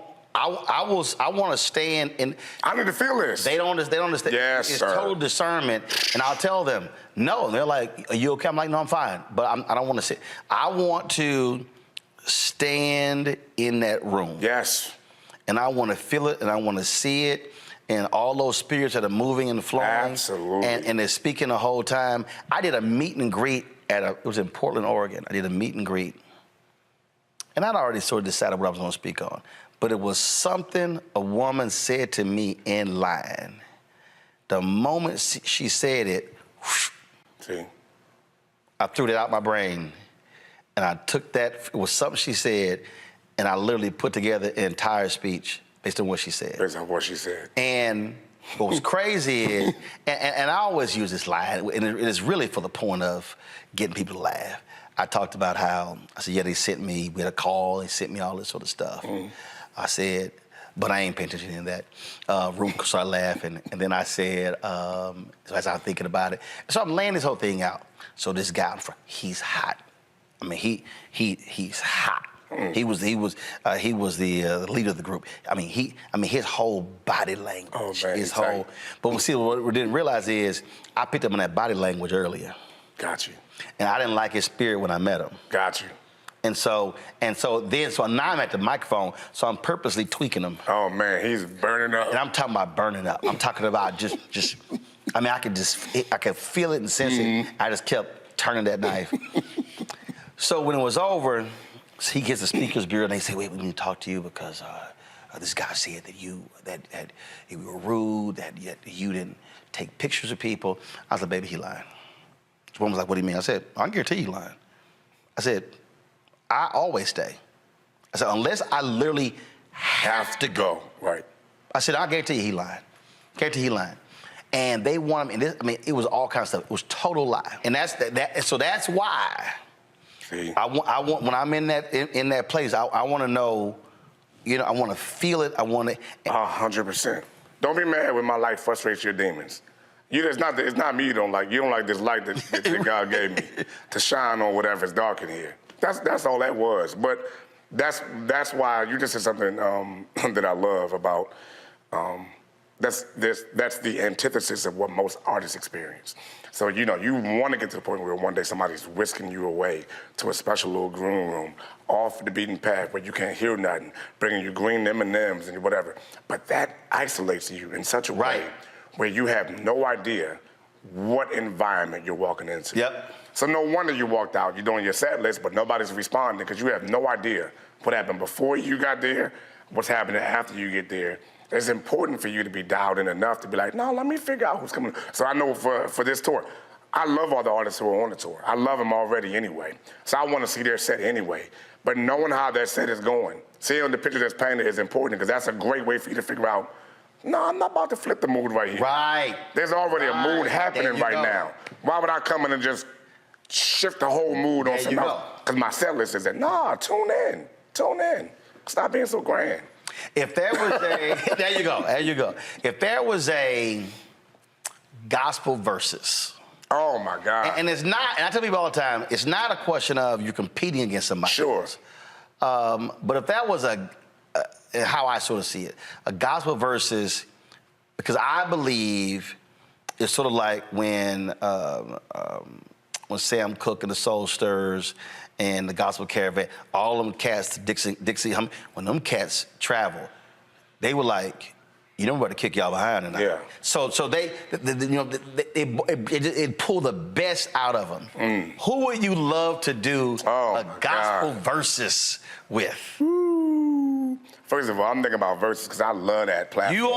You got a mic on that side. One stage. And it could be an individual or a group, but that would just be crazy for the audience.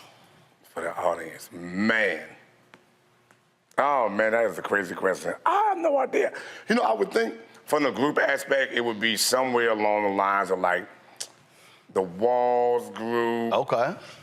Just because group-wise, like, you know, people like to hear the harmonies and whatnot that we produce and that we sing. I have great love and admiration for them. So it wouldn't be a competition. It'd be an honor thing.